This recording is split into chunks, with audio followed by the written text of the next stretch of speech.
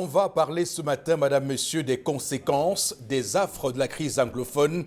Ce qui se passe à Bonabéry est extrêmement grave et c'est l'occasion pour nous ce matin de tirer à boulet rouge sur ce manque de solutions pour résoudre la crise anglophone. Est-ce que vous savez que des mineurs, des jeunes filles à Bonabéry se prostituent pour 200 francs CFA seulement et parfois sans préservatif? C'est grave ce qui se passe à Bonabéry. Il faut rapidement réagir. La prostitution des jeunes filles à Bonabéry qui se fait à 200 francs CFA et parfois sans préservatif.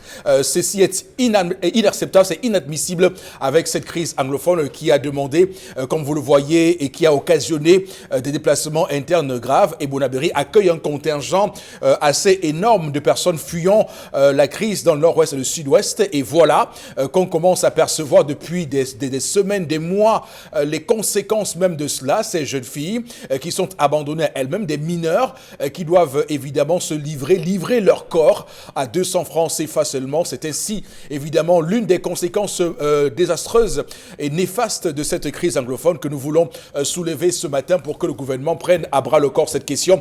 On interpelle ici deux ministères essentiels. D'abord le ministre de la promotion de la femme et de la famille qui doit également agir très fort sur ce terrain-là.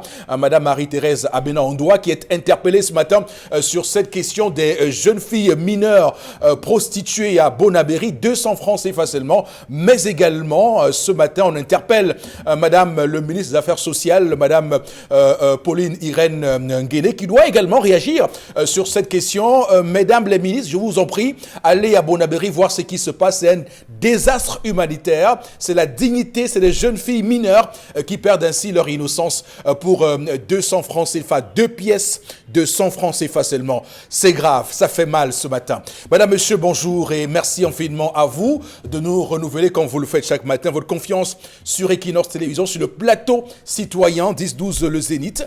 L'équipe est en place. D'abord, vous, monsieur Bachou Chalamel, bonjour et bienvenue. Bonjour, monsieur Eric Fopoussi. Bonjour à tous les téléspectateurs. Bonjour à toutes les jeunes filles qui se battent et qui ont été délaissées. Carrefour, j'ai raté ma vie, Elf. Il y a des bars où pour danser avec une femme, c'est 100 francs. Une jeune fille, c'est 100 francs. Pour coller le zouk, 100 francs. Il y a des toilettes derrière et il y a des cache-nez. C'est 200 francs. C'est depuis des années. Porte-maillot, donc passé, 200. Niala Parizo, je vous dis que 150. Permettez-moi, monsieur, je continue. Je parle de Bonabéry. Quartier Canet, montant américain, c'est pareil. Nouvelle, c'est pareil. Bonamoussa di Makepe, c'est pareil et c'est encore plus grave de ce côté. Alors, monsieur Eric Fopoussi, c'est un système qu'ils ont engendré. Bonabéry n'est rien. Bon, vous refusez que la crise anglophone ait occasionné des déplacements internes et a occasionné, comme on le voit, des jeunes filles mineures. Nous avons des ministères qu'il faut dissoudre. Ministère de la promotion de la femme et de la famille, ça ne sert à rien. Ministère des Affaires sociales, ce sont eux qui devaient résoudre ce problème qui date depuis des années, monsieur le Fopoussi. Ça, ce n'est qu'une conséquence. Ce n'est qu'une conséquence, ce n'est pas le seul endroit. On peut vous en citer. Ce n'est pas le seul, c'est vrai, vous avez raison. On peut vous en citer, monsieur le Fopoussi. Vous avez raison, mais... La valeur de la femme descendre à 200 francs, 150 francs, monsieur le Fopoussi. Vous ne pouvez pas vous imaginer. Voilà. Vous faites une dénonciation globale, ce qui est tout à fait normal, mais il faut signaler que j'étais dans une dénonciation particulièrement sur la crise anglophone. Il fallait le faire ce matin pour dire que c'est une conséquence néfaste de la crise anglophone et qu'il ne faut pas accepter ça et que c'est bien que vous ayez également mis la lumière sur d'autres cas. Ces jeunes filles elles se sont inscrites, je vais vous dire quelque chose, dans le Planut. Elles se sont fait inscrire avec leur famille dans le Planut, mais elles n'ont encore rien reçu. D'accord, très bien. Donc, dignité de la femme à 150 francs. 150 francs. 100 francs, pourquoi pas 50 francs? Au final, il me souvient qu'il y a un quartier à Yaoundé, à Mélène, à Yaoundé, où, Mélène Minifem à Yaoundé, où parfois, avec juste du cube, vous donnez du cube, vous faites vos choses. C'est grave. Il y a derrière la morgue même, derrière la morgue de Minifem. C'est un endroit très plaisant avec beaucoup de cartons. Voilà, il y a beaucoup de femmes comme ça qui, évidemment, se livrent à rien du tout, voilà, à rien. C'est grave, il faut le dire ce matin. Alors, également sur le plateau ce matin, vous, Florazé, je vous sens mal à l'aise. Oui, très triste. Ouais. Oui. C'est un gâchis. Si on pouvait insérer ces jeunes filles, ces mineurs même, qui n'ont aucune issue que justement la rue ou la prostitution, ça serait bien.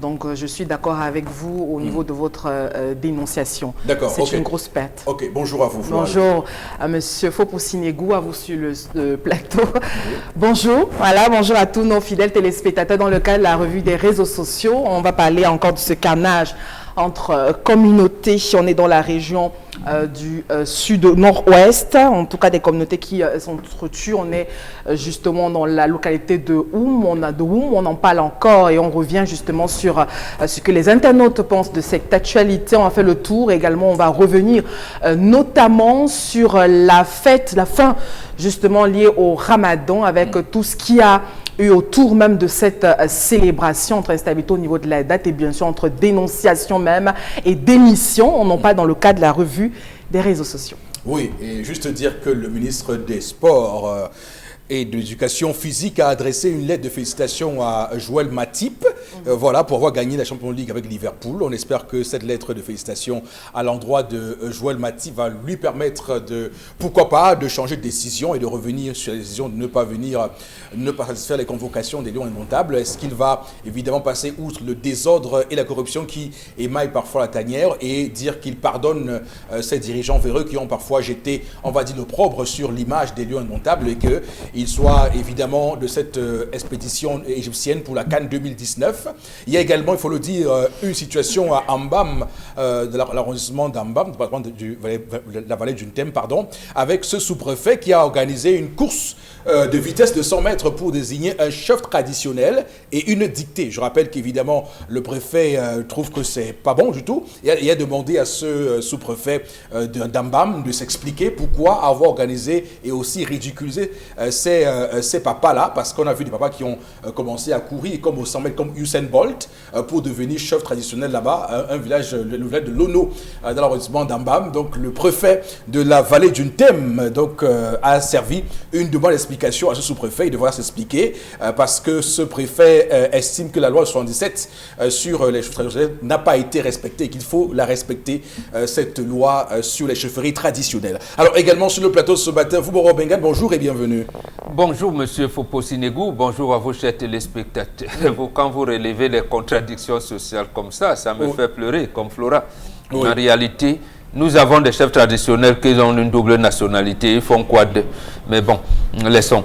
Mais bon, quand même, quand on veut désigner un chef de 3e degré et qu'on organise une course de 100 mètres comme Usain Bolt pour déterminer qui sera chef à l'issue de la course, c'est quand même ridiculiser quand même l'institution traditionnelle, ça. Chefferie traditionnelle, ce n'est pas une institution traditionnelle, c'est une institution occidentale. Ce sont les Allemands qui sont venus avec des trucs, donc aujourd'hui, ils s'embrouillent dans les décisions. Donc, c'est arrivé comme ça. C'est ce que nous vous disons toujours, comment concilier l'État et la nation. C'est-à-dire comment constituer une nation avec nos nationalités. Si on ne résoudra pas ce problème, on restera dans ces demandes d'explication et on n'y parviendra pas. Voilà, au moins le sous-préfet les a soumis à une dictée. Donc ils ont dû faire une dictée. Une dictée qu'ils ont fait sûrement en français, oui, pas en langue locale. Ils ont fait cette dictée en fang. Oui, mais vous savez que la loi dit qu'il faut savoir parler et écrire français pour être chef traditionnel. Voilà, au moins de ce point de vue. Il fallait faire la dictée en langue fang. Voilà. Ça se comprendrait. D'accord. Mais bon, moi je pense que le championnat africain des nations de 2020 et la Coupe d'Afrique des nations avec glissement de date, cette fois-ci, ces deux compétitions se tiendront à date ou alors le jour dit. Le chef de l'État hier a signé 2 décrets. Il a nommé des responsables pour coordonner l'organisation de ces 2 compétitions majeures. Mais alors, on vous voit apparemment le stade déjà Poma terminé, mais ce n'est pas le stade. Si le stade est terminé, on verra ce qu'il y a de complexe, parce qu'il ne faudra pas qu'on nous triche notre complexe pour faire le stade. Il en est de même d'Olembe, on va voir. D'accord, très bien. Évidemment, Garoua et les autres. Je rappelle que le patron de Prime Potomac a évidemment fait une sortie tout récemment pour dire que tous les travaux concernant le Chan 2020 qui relèvent du portefeuille de Prime Potomac sont déjà bouclés. Donc, bon, à chacun de faire sa propre lecture. On va démarrer le programme de ce matin, madame, monsieur, avec la première articulation. Il s'agit de l'histoire du jour. Et Dominique Audrey Oyengelek est avec nous. Bonjour et bienvenue. Bonjour Eric Fopoussi, merci de me recevoir ce matin encore et chez vous à la maison. C'est l'histoire d'une femme qui se sent abusée par l'homme avec lequel elle vit depuis 5 années déjà. Très bien. Ils ont 2 enfants. Mais il se trouve qu'en faisant le ménage le week-end dernier, elle est tombée sur un acte de mariage. Un acte de mariage avec le nom du monsieur avec lequel elle vit. Et le deuxième nom, ce n'est pas le sien. Donc, le type s'est marié avec quelqu'un d'autre. Lorsqu'il rentre du travail et elle lui demande, c'est quoi cette histoire? Explique-toi. Le monsieur lui dit que quand j'ai voulu t'épouser, ta famille a refusé parce que je n'ai pas pu verser la dot de 2 millions qu'on exigeait. Et je t'avais dit qu'au travail, j'ai plein d'avantages et qu'il fallait impérativement que tu en bénéficies. Je suis revenue à la maison avec toi. Je t'ai dit, allons le faire juste la mairie, sinon l'acte pour bénéficier des pagnes du 8 mars et autres, tu as dit que tu ne pouvais pas aller contre ta famille. Ce qui fait que j'ai été obligée de me retrouver à épouser mon ex. La femme se sent dépitée parce que son mari allait retrouver une ancienne copine et il s'est marié sous le régime polygamique. Et ce qu'il dit, c'est que si elle veut, peu importe le moment, il est prêt à l'épouser. Maintenant, elle ne sait pas qu'est-ce qu'elle fait encore avec lui. Ok. Quel importe enfin, je veux dire, à un moment donné, donc elle est dépitée, mais elle a encore espoir pour se marier. Oui, elle a espoir. Voilà. En tout cas, elle dit qu'elle veut se marier à condition qu'il se sépare de l'autre. Voilà, d'accord, ok. Donc, de ce point de vue-là, maintenant, c'est bon, on comprend. Ok, d'accord. Non, mais écoutez, il y a un débat actuellement sur Twitter. Pour ceux qui ont un compte Twitter, ça fait le tour de la tutosphère depuis hier, une histoire entre une Congolaise et une Gabonaise. Mais malheureusement, le Cameroun s'est approprié cette histoire. Il s'agit d'une jeune Gabonaise qui est très, très, très populaire hein, sur Twitter, sur ce réseau social-là, et qui, semble-t-il, a parfois des velléités très religieuses, très spirituelles. Elle est toujours très proche à faire des tweets sur Dieu, sur Jésus-Christ, qui est son sauveur, qui est son Seigneur. En tout cas, elle le répète à tue-tête en longueur de journée. Mais actuellement, il y a une jeune Congolaise qui se plaint de ce que celle-ci ait arraché son mari, son conjoint. Son mec, voilà, non, son homme, voilà, son homme. C'est la religieuse qui a arraché l'homme. L'homme, donc du coup, ça fait... C'est normal, dis-lui que les voix du Seigneur sont insondables. Et donc du coup, ça fait un buzz terrible sur Twitter et les Camerounais, comme toujours, se sont appropriés de cette affaire. C'est-à-dire les Camerounais se sont immixés dans une relation gabono-congolaise et en font leur propre histoire. Alors, sauf qu'il y a une montée de féministes qui estiment que, évidemment, on ne peut pas dire qu'une femme vole l'homme d'une femme parce que l'homme est suffisamment mature pour savoir ce qu'il fait et que l'homme prend du plaisir justement à faire ce qu'il fait et que les femmes qui accusent d'autres femmes de voleuses de mari ne doivent plus le faire parce qu'il n'existe pas de voleuse de mari, il existe d'hommes infidèles. Voilà.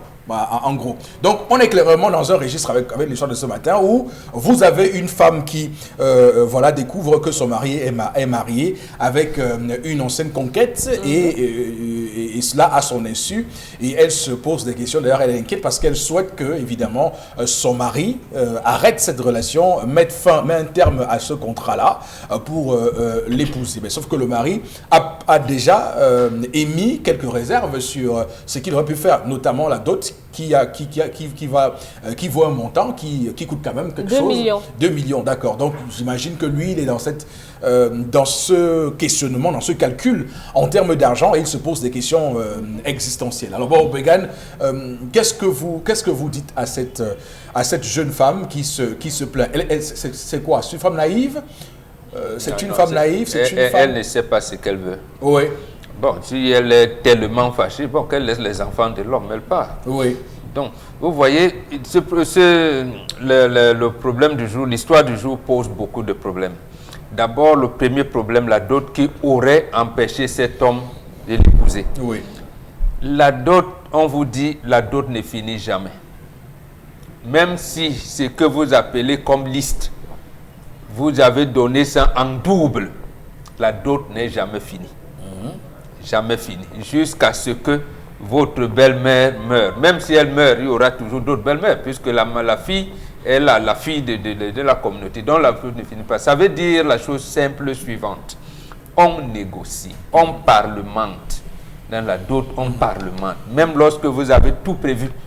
Donc ce garçon, était-il allé négocier seul sa dot, ce qui est contraire aux orientations du mariage chez nous. Donc c'est le chef de famille qui parlemente, qui fait des choses. Mais comme aujourd'hui, ce sont nos enfants qui nous apprennent, c'est même eux qui ont créé le monde. Bon, il a fait ça bloqué, il se trouve dans des situations compliquées. Donc voilà un peu d'histoire, le premier. Deuxième problème, cet homme également, il a laissé, j'allais dire, l'espace pour toutes ces femmes. Il avait une ex qui a accepté, sachant que son mari et ce garçon l'avait abandonné un moment et vit maritalement avec une femme avec qui elle a 2 enfants. Il a dit, moi j'ai des engagements, on me coupe l'impôt, on me coupe d'ici, là où je travaille, il y a beaucoup de choses que je ne bénéficie. Donc, en fait, mon salaire se trouve réduit par rapport aux avantages que j'aurais eu si j'étais marié. Donc, viens, mais on va se marier sous le régime polygamique. Voilà, et cette femme-là accepte. Elle accepte. Donc, à ce moment, je ne trouve pas de problème. Que la deuxième qui ne souhaite pas s'aligner à un mariage polygamique, alors que le problème vient de sa famille et par ricochet d'elle, et je ne comprends pas.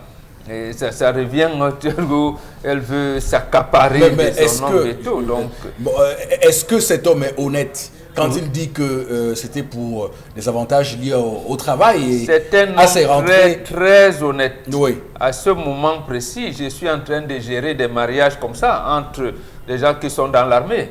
Donc, il y a 3 éléments de nos forces de défense et de sécurité qui veulent épouser mes filles. Vraiment, ils sont assis là, à un moment, on leur dit, épousez-vous, il faut vous marier. Et, tout. Oui. Et 4e, lui, son mari, son fiancé au séminaire, veut devenir pasteur à l'église évangélique là-bas. Bon, on lui dit, il doit avoir une femme. Bon, je règle tout. Donc, il y a des engagements professionnels et tout qui demandent que vous ayez un acte de mariage. Un acte de mariage. Oui. Donc, il fallait gérer. C'est la famille de cette fille qui ne l'a pas compris. Pourquoi? Pour quelle raison? Parce qu'on tenait tellement à 2 millions, donne-nous 2 millions. Bon, c'est à ce moment que tout le monde a dévoyé, ou alors certaines personnes ont dévoyé l'essence même de la dot. Parce que comme si il faut acheter ma fille. On n'achète pas la femme, on n'achète pas la fille. La dot n'est pas l'achat d'une femme. Donc c'est la communion de 2 familles. Très bien. Or, c'est le parlementarisme, c'est le débat qui entoure la dot et le symbolique qu'il y a dedans quand on boit le vin, on fait la cola et tout. C'est ça qui est primordial. Ce n'est même pas les 2 ou 3, 5 millions qu'on demande, ou le nombre de sacs de riz ou de becs, de ceci ou de bœufs qu'on pourrait donner. Donc, le monsieur a mal négocié. D'accord. Ces données-là. Ok. Alors, Dominique, sur l'histoire de ce matin, qu'est-ce que vous dites? Que son mari est malhonnête. Parce que s'il était honnête, il aurait pu lui dire que, ok, comme tu ne peux pas, je vais d'abord utiliser une femme de substitution en attendant de réunir les 2 millions et venir donner à ta famille pour que tu bénéficies. Et il y a aussi que sa relation avec son ex n'est jamais terminée. C'est pas terminé parce que moi je me vois très mal, un homme avec lequel je suis sortie précédemment, il vient juste m'épouser parce qu'il veut des avantages, simplement comme ça, et ma vie je la mets en suspens. Non, il n'avait jamais fini. Moi à votre place, moi je partirais. De cette femme? De cette maison. De cette maison? Apparemment, j'ai entendu une expression là, ça n'existait pas à notre époque, mariage blanc. Oui, le mariage blanc, ça existe beaucoup. Ça Et existe. même en Europe, pour ceux qui veulent avoir les papiers, apparemment, par exemple, le font des mariages blancs. Peut-être Oui. alors que c'est un mariage blanc. Donc, vous ne savez pas. Pourquoi il a caché Je alors? ne sais pas. C'est votre. Ça veut dire monde qu'il y a plein d'autres cachotteries. Ça veut dire que peut-être il a d'autres enfants dehors et qu'il ne vous a pas dit. On ne sait pas quel est le problème. Il aurait pu lui dire s'il aimait vraiment sa femme. Et maintenant, 2 millions pour une femme, c'est pas énorme. C'est rien. Voilà. Dites ça à ceux qui ont du mal à arrondir la fin du mois. Hein. Dominique Ouyangelek. Ok, très bien. Alors, Chalamel, on voit très bien hein, que Dominique dit que cet homme est malhonnête. Il a caché des choses à sa femme. Mais est-ce qu'au fond, c'est pas quand même un peu vrai? Est-ce qu'un homme n'a pas le devoir de parfois jouer la carte de la franchise? Monsieur Eric Fopoussi, qui de la femme ou de l'homme est cachotier ou cachotière? C'est la femme. La femme passe plus de temps à cacher. Et la femme même sait tellement bien cacher que c'est parfois après 15-20 ans qu'on découvre les vérités cachées de la femme. Alors que l'homme est un mauvais menteur. L'homme, je dis dans tous les foyers, l'homme est le plus mauvais menteur. Il vous sort une carte dimanche, c'est lui qui se contredit mardi. Parfois même vous sortez le mensonge le matin, à midi, on vous a déjà attrapé. Les hommes sont des mauvais menteurs. Mais les femmes, elles ont l'art de cacher. Et elles vous regardent avec le blanc de l'œil, monsieur il faut pousser, alors qu'elles vous mentent. La preuve. Voilà un homme qui veut prendre une femme avec qui il a vécu. Vous savez, monsieur, il faut pousser. Il y a ce qu'on appelle, il y a plusieurs étapes dans le mariage.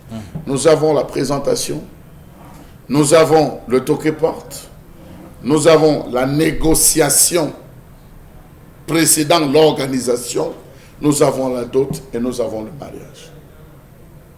Alors je crois que l'homme a passé la présentation, l'homme a passé le toquet-porte, monsieur Rifopoussi, parce qu'on le connaît. Il voulait donc passer à l'étape ultime. Mais avant l'étape ultime, puisque certainement il a eu la liste, il y a ce qu'on appelle la négociation. La négociation, c'est de deux personnes. Ça veut dire, je vais prendre Florazé en mariage.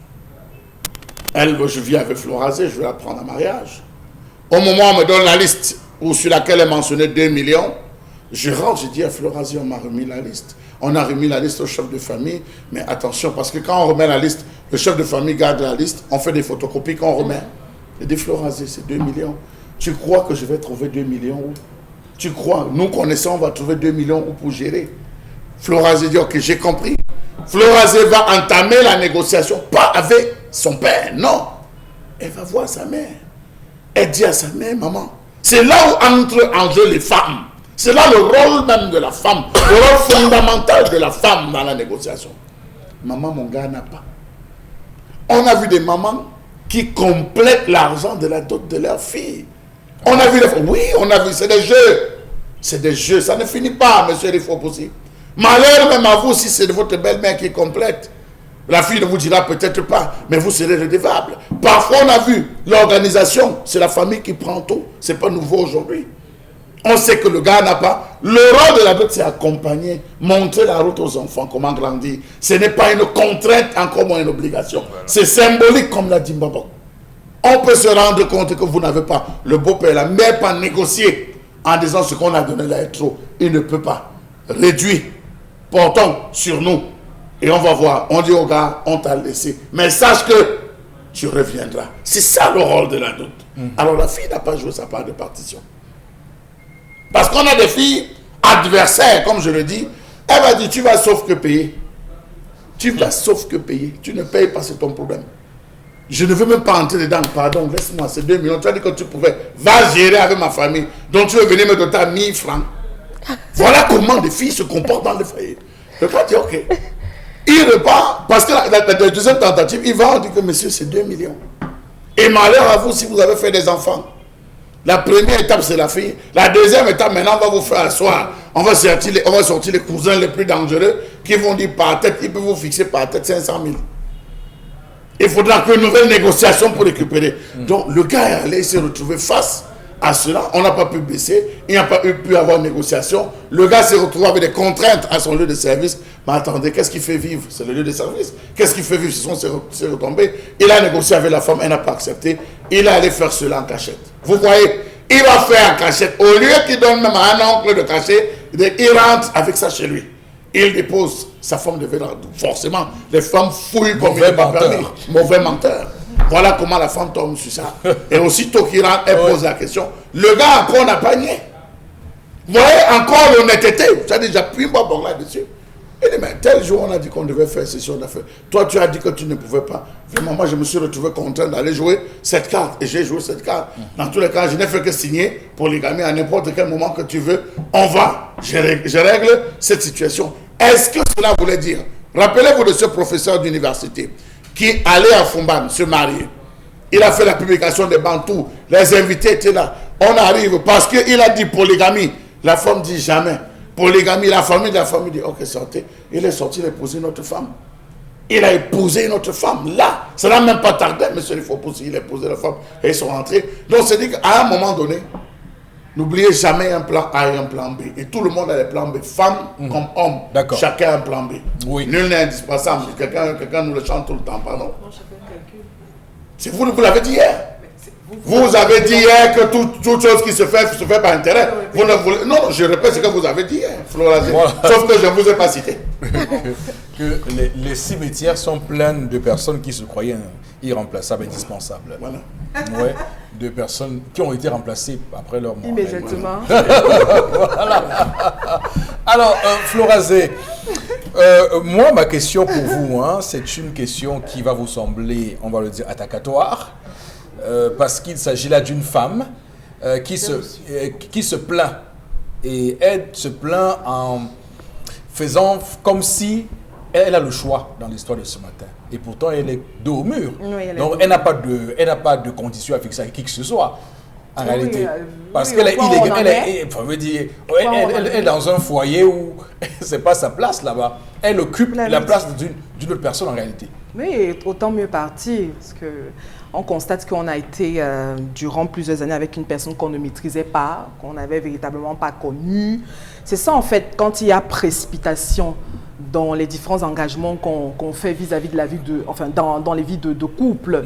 C'est-à-dire qu'on s'engage précipitamment et pourtant on ne connaît pas véritablement la personne avec qui on est. Ou même, on n'a pas encore intégré le principe de la vie à deux. Le monsieur a pris ses engagements en dehors de sa femme et en dehors de son couple. Et il s'est dit en lui-même qu'elle le sache maintenant ou dans 10 ans ou dans 15 ans, c'est pour elle là-bas. Je fais. Parce qu'il n'est pas un mauvais menteur. Il est venu avec l'acte parce qu'il savait que sa femme allait voir l'acte. Il savait, il a tout calculé. Il a tout planifié. Mais est-ce que la vie, Eric Fopousson, doit tout le temps être en conflit, dans des prisons? Vous êtes face à un dilemme par rapport à votre fiancé, votre partenaire. Quand peut-être vous avez aimé auparavant. Maintenant, il y a une petite difficulté. Parlez-en. Dialoguez. Si c'est la dot qui fait un problème, pourquoi aujourd'hui la dot devrait toujours faire un problème? Je l'ai toujours dit ici, que je suis d'accord avec moi, que la négociation existe. Parce que, comme je le dis, ce sont les deux partenaires qui vont vivre ensemble. Et en principe, la famille nous accompagne tout simplement. Ça veut dire qu'il y a 2 millions, il y a 3 millions, il y a peut-être 5 pagnoles, tout ce que vous voulez, mais de symbolique par rapport à la dot, on négocie tout ça. Alors, on a affaire à un homme peut-être, je ne sais pas moi, trop heureux. Est-ce qu'il a essayé dans l'histoire? Est-ce qu'il a cet homme a essayé auprès de la famille de la jeune fille? Non, il a essayé quand? Et comment? Il a essayé comment? Est-ce qu'il a été raboué? Est-ce que l'histoire ne nous dit pas? Est-ce que vous comprenez parce qu'on voit que cet homme a été dans l'urgence? Oui, dû à son travail, il devait rapidement boucler cette affaire, sauf qu'il ne vit pas. Avoir un contrat de mariage. Non, sauf que vous savez, c'est un peu lâche. Oui. C'est un peu lâche.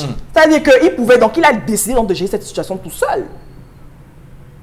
Et pourtant, il ne vit plus pour lui. C'est ici qu'on me dit que quand on est déjà marié, il y a toute une famille qui nous suit, on est encadré par papa. Mais sauf que dans l'histoire du jour, on a affaire à un homme orgueilleux qui ne vit que pour lui. parce qu'il y a une urgence très tout. Il ne pense plus qu'il y a madame, il y a une femme qui l'a soutenue, supportée, il y a des enfants, il y a non, à ce moment, parce qu'il y a urgence. Non, à ce moment, il y a urgence pour lui. Il y a urgence pour lui. Non, Chalamel. Il y a urgence pour lui. Il y a urgence pour lui. Il voulait montrer à la famille de la femme que si je n'aimais pas votre fille, je oui, mais c'est tant pis. Tant pis. Vous voyez, c'est pourquoi la base est importante. Vous construisez votre monde avec vous savez, non. Il a pensé pour lui, parce que je n'ai pas tous les détails de l'histoire du jour Chalamel. Non, Flora, l'homme est allé à penser pour lui. Il a trouvé qu'il y a une urgence par rapport à son boulot, c'est très tout. Il a pensé à lui à ce moment. Il ne s'est pas dit, ma femme, les enfants, le statut que je donne aux enfants que j'ai vécu, avec cette femme que j'ai vécue pendant 15 ans. Il devait perdre les avantages de son boulot. Non, Chalamel. Il devait perdre les avantages de son boulot. On ne se précipite dans ce genre de choses. Ah, d'accord. Non seulement il n'a pas pensé aux enfants, au statut des enfants qu'il a eu avec cette femme en mariage et autres. Okay. Donc ça veut dire qu'il s'en fout d'elle. C'est ça. Il s'en fout des enfants. Elle-même dans tout ça. Et maintenant la femme, mais oui, elle est là. Comme on dit, zéro. Elle est victime. Dans tout ça. Mais puisque le monsieur n'a jamais dialogué avec elle. Précisément. Il a pris ses engagements parce que le tout dans les situations que nous vivons, non. Il a mis cette femme. Est-ce qu'il a dit à la femme qu'il allait est-ce qu'il a dit à la femme qu'il allait épouser son ex ou une autre femme? Alors, il l'a pas dit. La femme l'a laissé dans une situation de blocage. Non, pas une situation de blocage. Il a été bloqué par la dot. Les deux enfants sont alliés sûrement à la CNPS. Puisqu'on lui exige un certain... Non, alors, sûrement. Ils sont alliés. Maintenant, leur maman, il est célibataire, mais les enfants sont alignés. Il faut donc faire la jonction de tout ça. Non, pour qu'on sache que c'est tellement marié. Dans l'histoire du jour, moi, à la femme, que faut-il faire maintenant? Elle a compliqué sa situation. Votre homme a déjà épousé une autre femme. Il ne vous a jamais aimé parce que si vous avez aimé, il vous aurait considéré. Et il allait tout faire pour régulariser. Je n'ai pas dit les 2 millions, mais il allait tout faire pour régulariser la situation. Et je suis sûr que ce monsieur n'a pas insisté, n'a pas voulu négocier avec la dot. On a dit 2 millions, il est rentré chez lui, il a trouvé que 2 millions c'était trop, il n'a pas voulu négocier pour avoir sa femme. Mais il a eu notre issue. C'est-à-dire aller prendre une autre femme facilement et avoir un acte tout simplement. Alors Florazé, sur ces ex qui parfois rôdent autour de vos maris, comment on gère ça? Non, vous savez, moi je ne suis pas contre les relations, les amitiés après, c'est tout bon. Oui. Je ne suis pas contre, ça veut dire que j'ai une relation avec quelqu'un, ça n'a pas marché, on peut bien être de bons amis, surtout quand il y a les enfants, on fait la part des choses, on est mature. Donc je ne suis pas contre. Maintenant, que ce soit avec l'ex ou bien l'ami ou une autre connaissance, tout ça n'a pas d'importance. Oui. Le fait est qu'ici, on a affaire à un homme qui n'a pas pensé à cette femme, qui a souffert avec lui, qui a été avec, qui a accepté vivre avec lui sans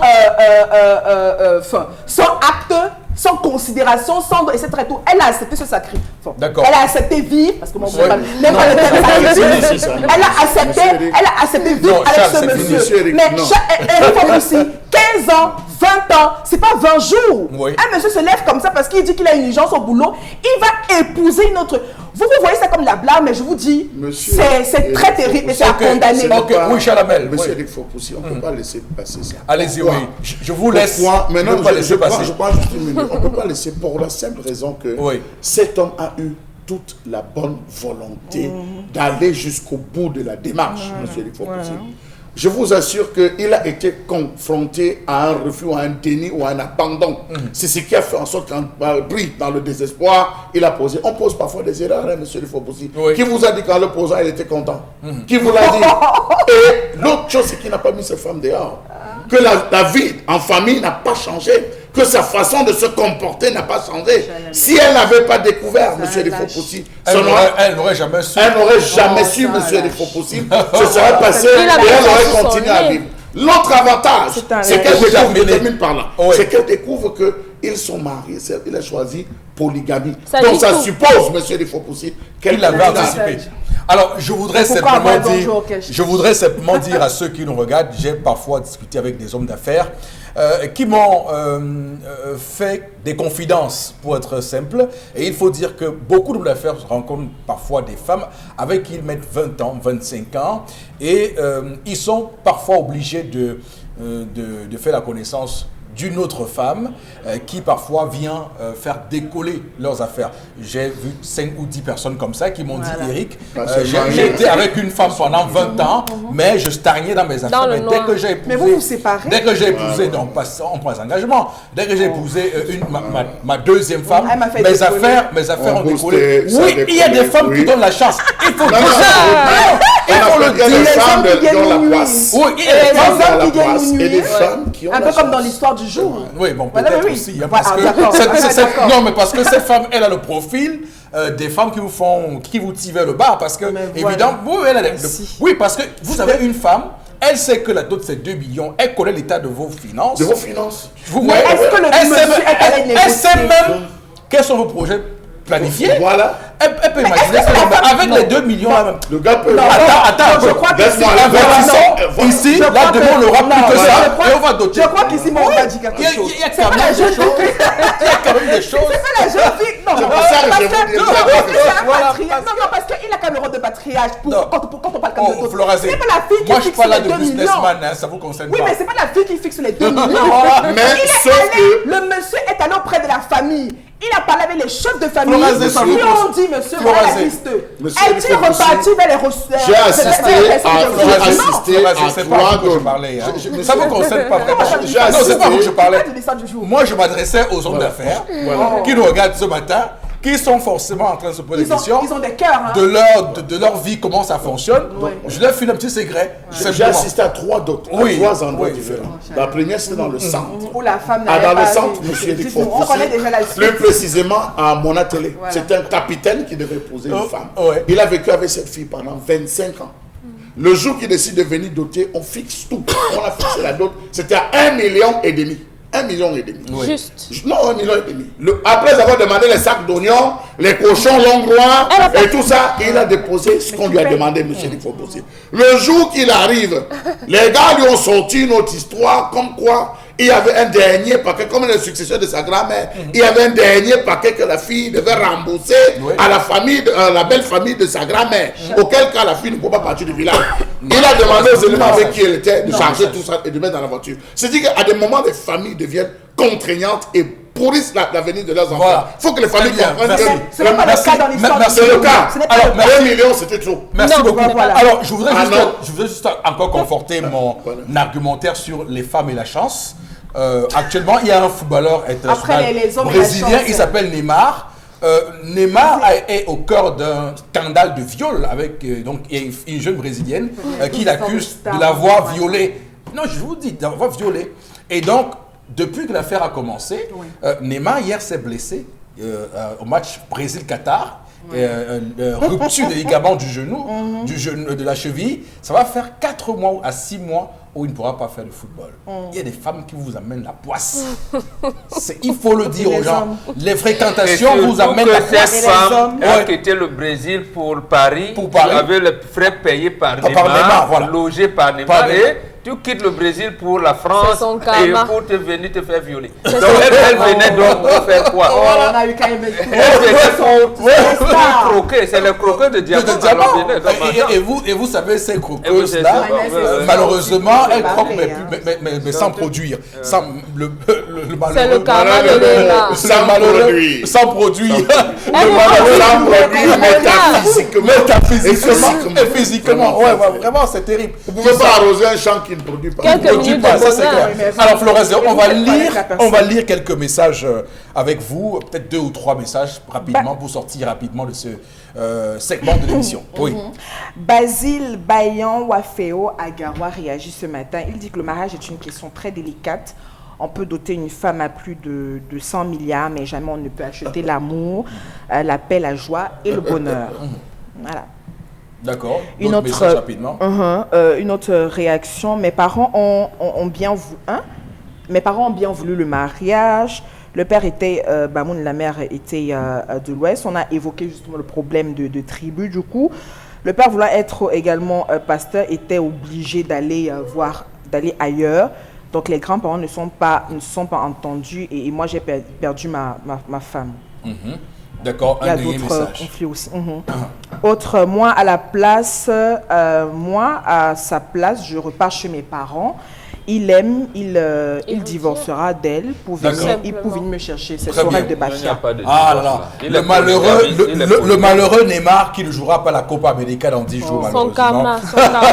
Voilà, pour la Mais poisse. c'est La poisse. C'est pas la C'est un peu coïncident. On va s'arrêter là, madame, monsieur. On va s'arrêter Il n'y a là. pas de coïncidence. C'est un peu coïncidence. Voici, il n'y a pas de Il n'y a coïncidence. pas de Ouais, voilà. coïncidence. C'est son Il est- karma. il est C'est pour ça que même avant d'inviter une femme chez vous, réfléchissez. Il y a des femmes que lorsqu'elles entrent, elles laissent une telle quantité de poisse que tout se casse chez vous.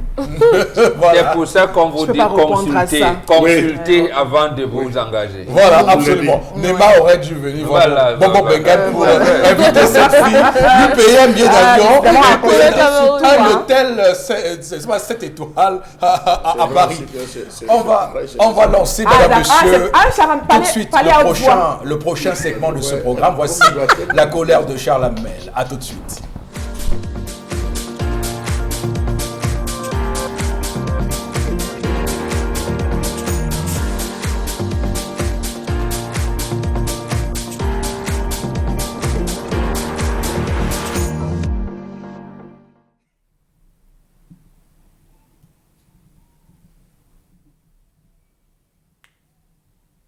Je m'interroge ce jour sur la question de l'intégration nationale. À ne pas confondre avec l'unité nationale, à ne pas confondre avec le vivre ensemble dans ce pays. Peut-on parler d'intégration nationale dans ce sarcophage géant de 475 000 kilomètres carrés? Peut-on parler d'intégration nationale à l'heure où dans toutes les différentes régions de ce pays, les communautés ne cessent de s'affronter?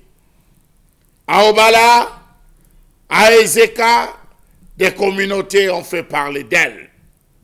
Dans la zone de l'extrême nord, c'est tous les jours. Dans la zone du Noun, c'est peut-être mensuel, mais on nous parle d'intégration nationale. Est-ce que parce que je suis parti de chez moi, je suis venu m'installer ailleurs, je me sens intégré, je me sens dans mon pays? Telle peut être encore la question. Peut-on parler d'intégration nationale lorsque dans la constitution du Cameroun, oui, notre constitution, il existe des expressions telles que autochtones et allogènes pour distinguer les uns des autres? Si on parle d'intégration nationale, il faut enlever, il faut décoiffer ces différentes expressions autochtones, allogènes. Peut-on parler d'intégration nationale lorsqu'on vit sans honte le délabrement de l'école de la République, l'échec de tous les programmes mis en place pour le développement des projets ruraux et urbains, l'échec de la mise en place d'un programme de développement durable? Peut-on parler d'intégration nationale lorsque chacun a peur de s'investir parce qu'à la fin on dira il est chez l'autre? Peut-on parler d'intégration nationale lorsque ceux-mêmes affectés dans les zones dites étrangères, les zones dites allogènes ne parviennent pas à s'impliquer dans les réalités culturelles de ces différentes régions, ou pour ne pas dire ces aires culturelles? Peut-on parler d'intégration nationale lorsqu'il ne fait plus aucun doute sur la mauvaise redistribution des ressources disponibles, le taux de chômage élevé? Peut-on parler d'intégration nationale lorsqu'on sait que le Cameroun est une poudrière tribale dont les fondements sont dans l'appareil de l'État et dont les ramifications s'étalent sur tous les secteurs de la société? Peut-on parler d'intégration nationale lorsque l'on sait que l'État, ou lorsqu'on sait que l'État a concentré tous ses efforts sur la promotion du bilinguisme français-anglais en oubliant les langues autochtones?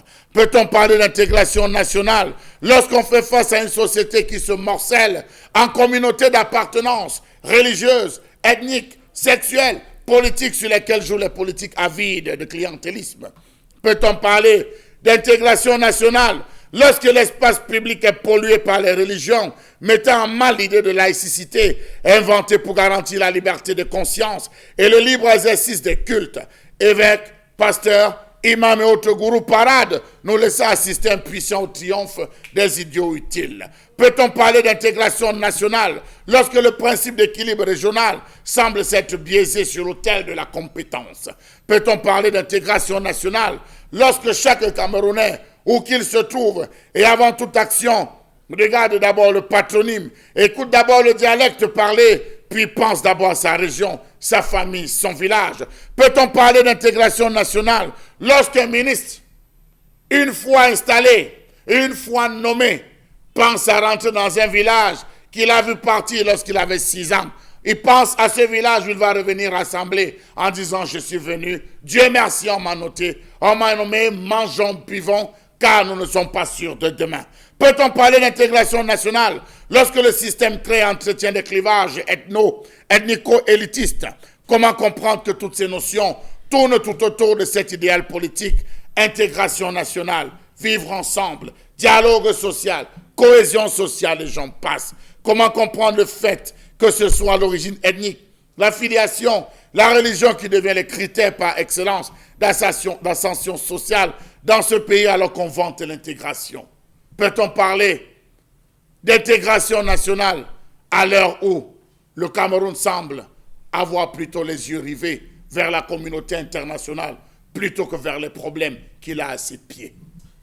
Intégration nationale, vous faites l'état des lieux avec nous ce matin, Monsieur Mbachou Charles Hamel, une intégration qui peut également se voir d'un point de vue positif, mais je voudrais juste qu'on en tire les insuffisances, les limites, mais on va dire que nous mangeons bien du ndolé, on mange bien du héros, on aime beaucoup cela, on est donc dans le sangha, ouais, c'est de l'intégration. Nous parlons aussi quelquefois des langues qui ne sont pas forcément des langues de notre région. On fait l'effort au moins d'en parler, ou moins du moins de comprendre quelques-uns des mots, ça se voit. Donc je peux vous donner par exemple le mot, ce que veut dire je t'aime au moins en 10 langues camerounaises, sans pour autant être à trop réfléchir. Alors bon, Bengan, d'abord, comment est né ce concept d'intégration nationale, comment il a évolué et comment vous appréciez son implémentation aujourd'hui au Cameroun? Non, intégration nationale en tant qu'expression dans le, j'allais dire, le vocabulaire camerounais commence au milieu des années 60, notamment en 65-66, au même moment que l'unité nationale. Mais c'était un peu avant. Pourquoi on l'a utilisé à ce moment-là, au moment où on veut faire le parti unifié, disons, alors que ce n'était pas ça le problème? On l'intègre parce que toute l'histoire de l'humanité est faite de migration. Parce que tous les peuples ont migré. Et les migrations, qu'est-ce qui oriente les migrations? Soit des catastrophes font fuir les populations d'une localité vers une autre beaucoup plus propice à leur épanouissement, ou alors, j'allais dire, les problèmes économiques, d'ordre économique. On a créé un marché quelque part, parce que même à l'époque de l'Égypte antique, les gens quittaient pour aller vers l'Égypte parce que le savoir y était tellement développé et chacun y venait. Mais pour le cas précis de notre pays, c'est l'évolution économique où on crée des entreprises ici ou là, ainsi de suite, les ports naissent et les unités de production agricole, parce que donc les populations accouraient vers ces populations-là. Et là, j'ai dit oui, l'intégration nationale existe. Intégration, ce n'est pas, ça existe et les Camerounais s'acceptent. Ici à Douala où nous sommes, dans on peut parler du canton Bel. Lorsqu'on parle du canton Bel, on a créé à l'époque j'allais dire un endroit qu'on appelle Noubel, que vous parlez de quartier aujourd'hui. Là-bas, c'est tout à fait normal qu'on parle de Noubel Bameleke, Noubel Mbamowondo, Noubel Bassa, Noubel Aoussa, Noubel Ti. Et ça, il n'y a jamais eu d'affrontement entre les gens. Mais est-ce qu'il y a une volonté de chacune de ces communautés à s'échanger des habitudes?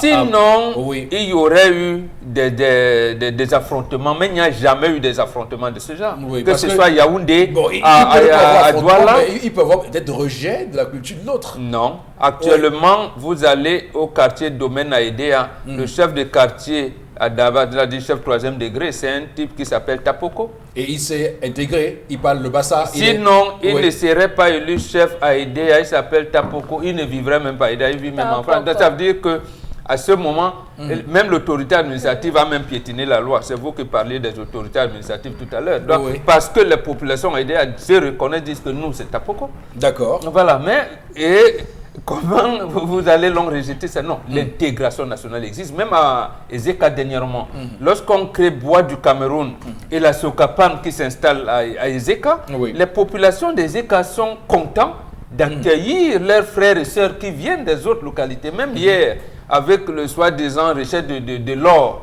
vous avez vu comment les gens sont venus. Il n'y a jamais eu d'affrontement. Donc, on ne peut pas, sur le plan, j'allais dire, anthropologique, accuser les populations camerounaises. Elles ne sont pas xénophobes.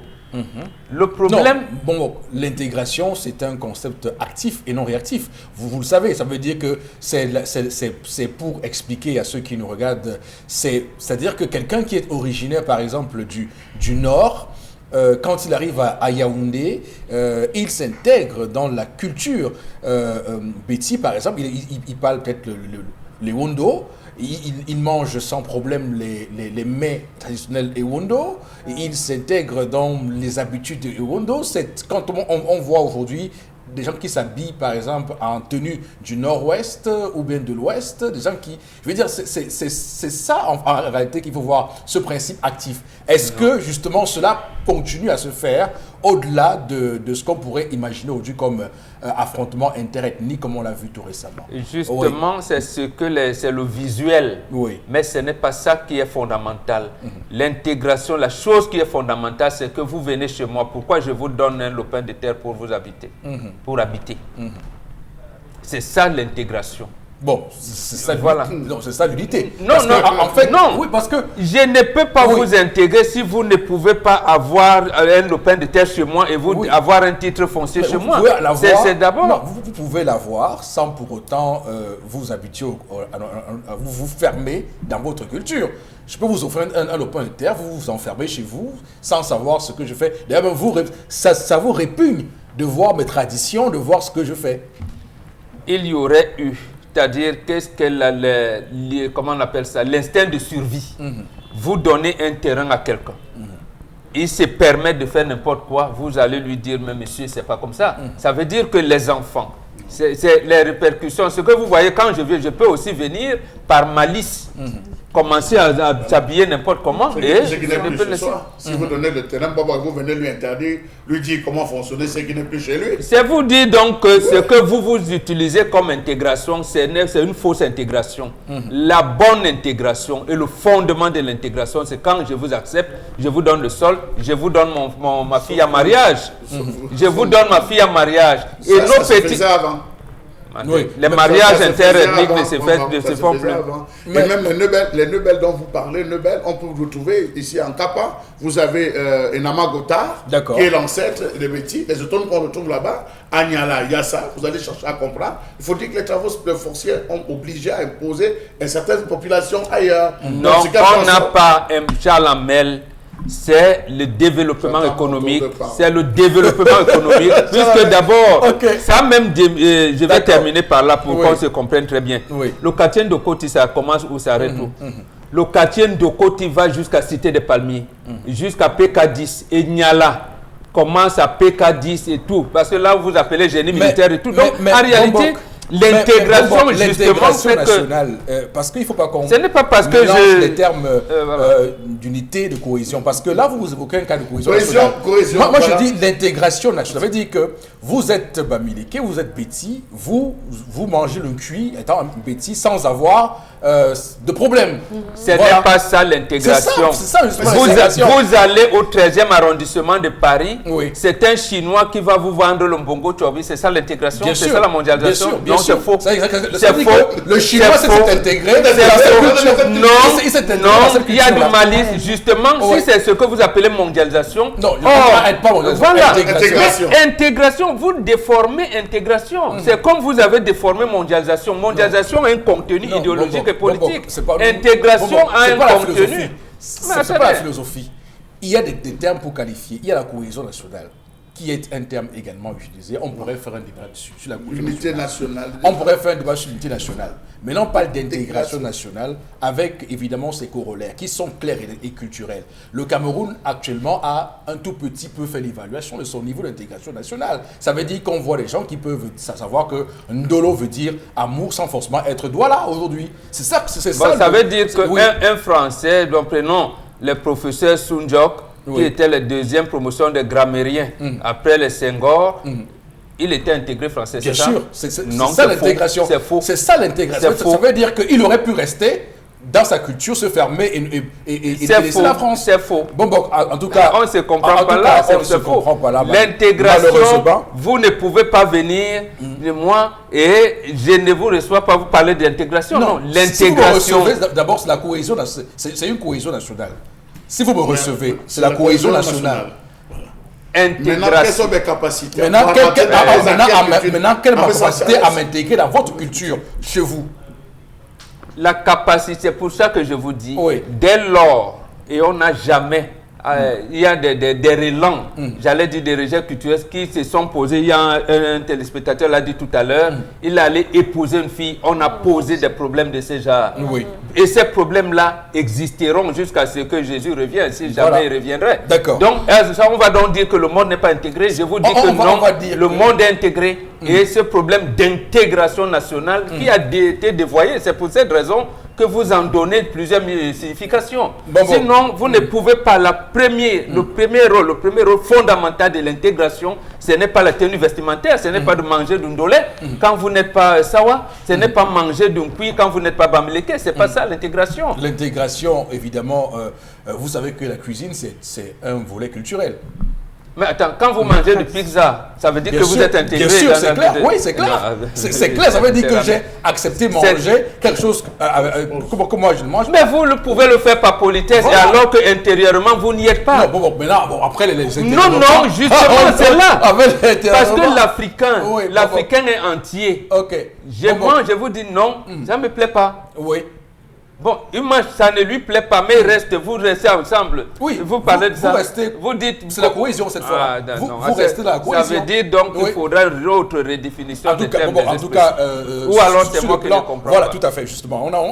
On peut se l'imaginer. Voilà. On va revenir juste après pour la deuxième partie de ce programme et Chalamem, vous prendrez la parole pour expliquer, parce que c'est votre chronique, évidemment, ce dont il en retourne. Madame, monsieur, nous sommes de retour dans quelques minutes pour la suite du 10-12, le Zénith.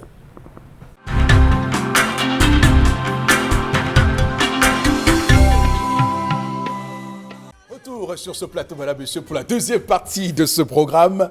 Nous sommes le jeudi, nous sommes le 6 juin 2019 et pour cette deuxième partie de ce programme sur Equinox Télévision, c'est du lundi au vendredi de 10h à 12h, vous le savez, c'est le plateau citoyen républicain. Nous développons sur ce plateau des sujets importants pour cette nation. Alors, on va lire quelques messages avec vous, Florazé, pour avoir le pouls de ce que pensent nos téléspectateurs. Allez-y, on vous écoute. Oui. Alors, M. Mbappé à Bonabéry réagit. Il dit qu'il il n'y aura pas d'intégration nationale au Cameroun sur ce régime. Selon lui, toute cette propagande, c'est tout simplement pour distraire les Camerounais et pour amuser la galerie. C'est un saupoudrage dans un système où un sous-préfet impose la course. Voilà, il est revenu également sur, sur le propos, donc il dit qu'il n'y a pas, il peut pas avoir d'intégration. Je constate que vous êtes habillé avec du tissu qui vient du nord-ouest du Cameroun. Vous êtes imprégné des cultures qui traversent le Cameroun. Donc vous êtes un Camerounais suffisamment intégré, pas seulement fermé dans votre culture ouest camerounaise. Voilà. Alors, monsieur Rifopoussi, on parle de l'intégration. L'intégration nationale, c'est plusieurs composantes. Je vous prendrai le premier cas. Ndike Bergeret, la reine Ndike Bergeret. C'est une Française qui pouvait vivre dans sa France. Mais elle est arrivée, elle a épousé un Camerounais qui était, je crois, un chef. Elle s'est lancée dans la connaissance linguistique. Elle cause le banganté, plus que le banganté. Elle est allée jusqu'au fondement. Elle connaît la tradition, le principe de l'huile, le principe du veuvage, le principe, comment on va dire, du mariage, de la dot. Elle connaît cela plus que des natifs même du coin. Elle est aujourd'hui intégrée dans certaines sociétés traditionnelles, monsieur Eric Fopossé. Alors ça, c'est une preuve d'intégration. C'est une preuve d'intégration. Il n'y a pas d'intégration depuis notre conscience quand on parle d'autochtones et d'allogènes. Vous ne pouvez pas parler d'intégration nationale dans un pays où lorsque dans les textes même on précise qu'il y a un autochtone, un allogène. Vous avez les missionnaires qui partent de l'Espagne, du Mexique, qui parlent de différentes communautés, qui viennent s'installer, qui causent les tonnes. Vous avez des prêtres qui font la messe dans un tonne bien pur, dans un Newondo savamment dosé, qui sont allés même jusqu'à traduire les textes, alors que c'était la propriété des natifs. Ils le font, et lorsqu'ils décèdent, on les enterre là. Or, aujourd'hui, on parle d'intégration à Douala, il y a combien de communautés? Communauté des Babilékés sortant de ceci, communauté des Makas sortant de cela, communauté de ceci. Ils se retrouvent, quand on dit qu'on organise telle manifestation, ils viennent juste comme invités pour regarder, ils ne viennent pas comme des participants, comme des personnes suffisamment intégrées. Il n'y a pas d'intégration, monsieur Eric Fopossé. Il n'y a pas d'intégration. On ne la vit pas, on ne la sent pas. Ils sont peu, ceux qu'on rencontre, monsieur Eric Fopossé, soit c'est des gens qui n'ont pas de concession au village, soit des gens qui ont des soucis. Lorsque quelqu'un décède, on doit transporter son corps, dépenser de l'argent, acheter des corbillards, louer ceci, parce qu'il faut aller l'enterrer chez lui. L'intégration nationale passe par quoi? L'intégration nationale passe par quoi, monsieur Eric Fopossé? Par le principe de se sentir chez soi, je suis chez moi, je vis mon intégration. Pourquoi celui qu'on nomme doit forcément aller fêter chez lui parce qu'il est ressortissant d'Union Ekele, il est ressortissant de Baranté, il est ressortissant, je ne sais pas moi, où de Bouddha. Il faut absolument qu'il rentre à Bouddha. Pourtant, ce n'est pas Bouddha qui a compté pour qu'il soit installé là où il est là. Mais attention, monsieur Eric Fopossé. À un moment donné, on peut parler de repli, on doit parler de repli identitaire. Donc, l'intégration nationale, elle est biaisée, on ne se sent pas à l'aise. À tout moment, on se dit, regardez, il y a des communautés qui vivent ici dans la location. Elles sont connues. Elles sont à Douala, elles ne sont que dans la location, mais elles construisent chez elles. Elle construit chez elle. Donc, quand il y a un moins de problème, on rentre au village, on va rester parce qu'on n'est jamais sûr. À tout moment, c'est ça le principe. Que l'autre qui arrive se sente chez lui, se sente chez soi. Beaucoup de personnes, il y a là, c'est leur village. Ça, je vais vous le dire, monsieur, il faut possible. Ils sont accaparés, ils ont même fait des caveaux familiales. Donc, je crois que l'intégration nationale, c'est plus que ça. Sur le plan politique, sur le plan culturel, on devrait savamment le doser pour permettre à tous de se sentir à l'intérieur, monsieur. D'accord, on va s'arrêter là pour ce sujet ce matin, évidemment, parce que c'est un sujet, on le voit très bien, délicat. On va, Florazé, continuer à lire les messages, mais s'il vous plaît, pas de commentaires, parce que je vous ai dit, on arrête ce sujet, c'est un sujet délicat. On l'arrête. Allez-y, Florazé, lisez les messages. Alors, Tatiana Andopassi pense que l'intégration nationale est un fait présent dans notre pays, mais qui tend vers une destruction par certains citoyens, car nous voyons comment, lorsqu'on va demander du travail, on s'attarde plutôt sur le nom, dit-elle, que sur la capacité. Voilà, et même dans certains quartiers, ça se remarque aussi. Autre réaction, hein, par rapport à l'histoire, par rapport à la collège Chalamel, l'intégration, c'est l'acceptation, c'est le manque de xénophobie, c'est la pratique même de l'amour des étrangers, c'est l'égalité de tous sous la loi. C'est Samuel à Dakar qui réagit ce matin, ici même à Douala.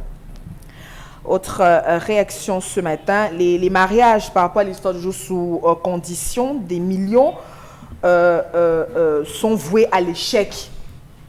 Si l'homme ne dispose pas des moyens, il a tous les mauvais noms de telles femmes dans les familles nous amèneront à la poisse, la pauvreté.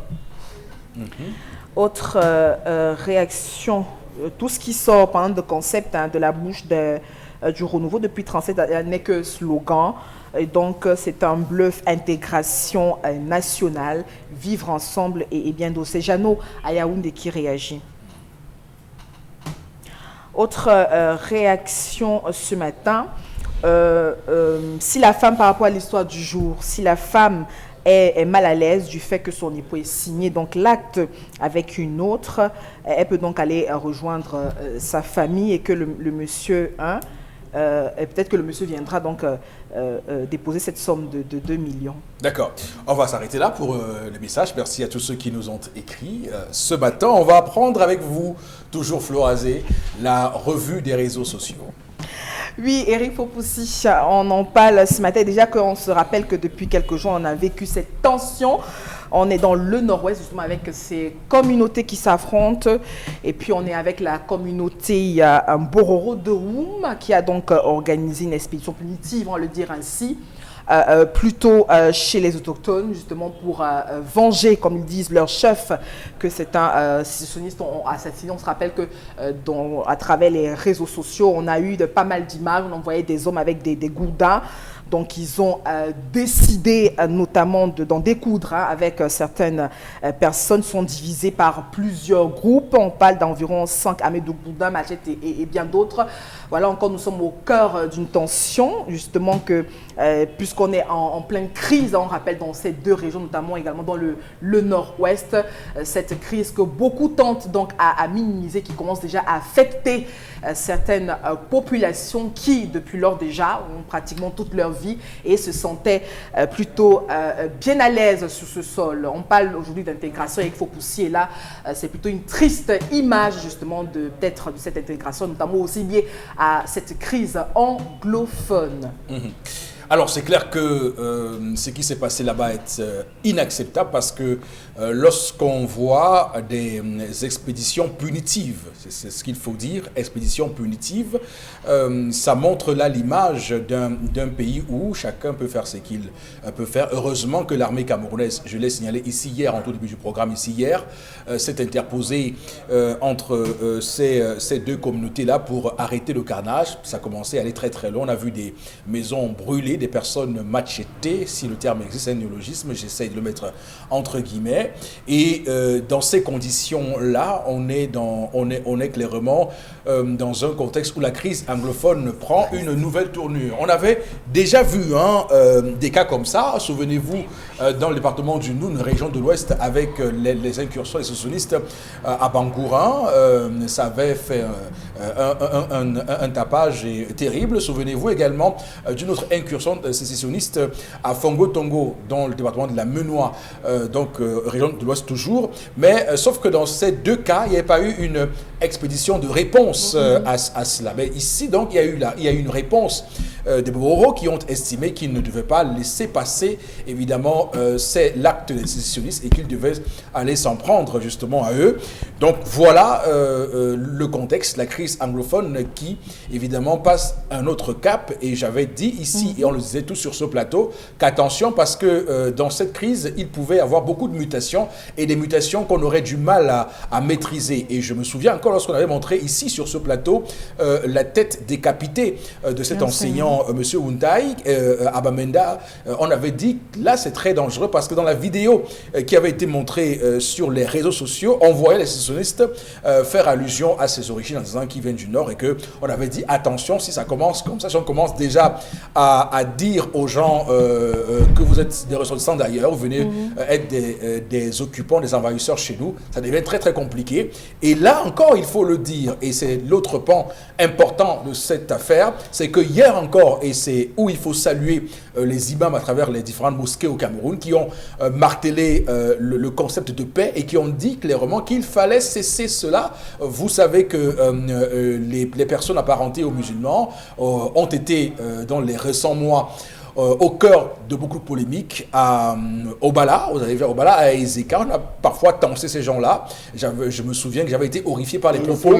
J'avais été horrifié par les propos d'un chef à Obala qui avait clairement stigmatisé ces gens-là. Il avait clairement utilisé des mots très très durs. Et là encore, il était important. Et je disais encore hier qu'il ne faut surtout pas qu'on bascule sur des zones de conflits insupportables. C'est-à-dire qu'on part d'un conflit inter-ethnique à un conflit interreligieux. Parce qu'on voit ce que ça a causé en Centrafrique, où il y a eu, à Bangui par exemple, des quartiers où on tuait les chrétiens, ou des quartiers où on tuait les musulmans. Il ne faut pas qu'on arrive à ça. Et hier, j'ai été très frappé par le discours des imams qui ont clairement, fixé le cadre. Et là, on est clairement dans cette région-là, à Woum, dans un contexte où il faut éviter de dire que eux, non, ce sont des gens, ils s'installent là, non. Il faut éviter ça. Et c'est d'ailleurs pour cela qu'il faut rapidement résoudre cette crise anglophone. Bon, Benga, je commence par vous. Quel commentaire vous faites de ce qui s'est passé là, à Woum? Je partage tout à fait ce que vous avez dit. J'ajoute simplement qu'il s'agit ici de la guérilla. Lorsque nous sommes au niveau de la guérilla et des gens qui se sont, j'allais dire, attaqués, ils sont organisés pour riposter. Et pourquoi ailleurs, à Bangourem, à Fongo-Tongo, il n'y a pas eu de tel cas? Parce que ceux qui ont attaqué ont un repli, ils ont fait un repli tactique, ils sont rentrés chez eux.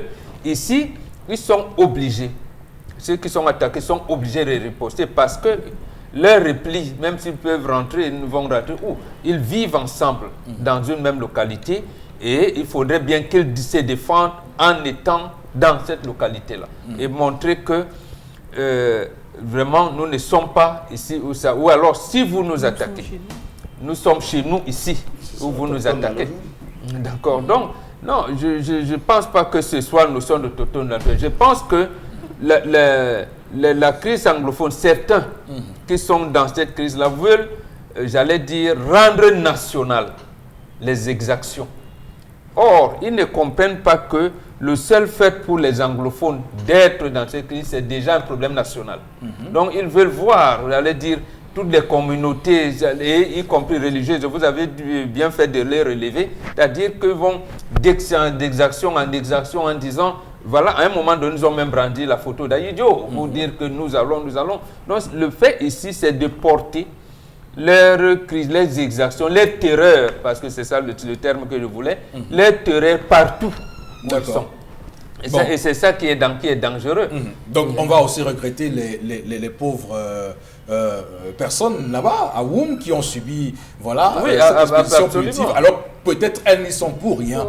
En réalité, elles ne sont pour rien. Est-ce qu'ils sont ni la cause du problème, ni même un élément de la cause du problème? Ils sont pour rien. Justement, quand on parle de guérilla, ça veut dire qu'il existe des bandes armées qui peuvent comme ça, en disant, mais il y a même des gens là-bas qu'on n'a pas encore attaqués. Et ces gens, on commence à brûler les maisons, à prendre les troupeaux et ainsi de suite, ainsi de suite. Oui, et eux, en réponse, prennent des machettes pour aller tarder tout ce qu'ils voient comme anglophone. Voilà. C'est quand même... c'est là où, justement, là où il y a des dérapages. Oui, absolument, oui. Comme cela. Et alors, la même chose s'est produite avec Boko Haram, hein, ne vous inquiétez pas. Lorsque le Boko Haram s'est infiltré dans les populations, ils ont commencé à faire des exactions, à commettre des exactions n'importe où. Mais comme il y avait un repli dans le territoire nigérien, les autres fuyaient.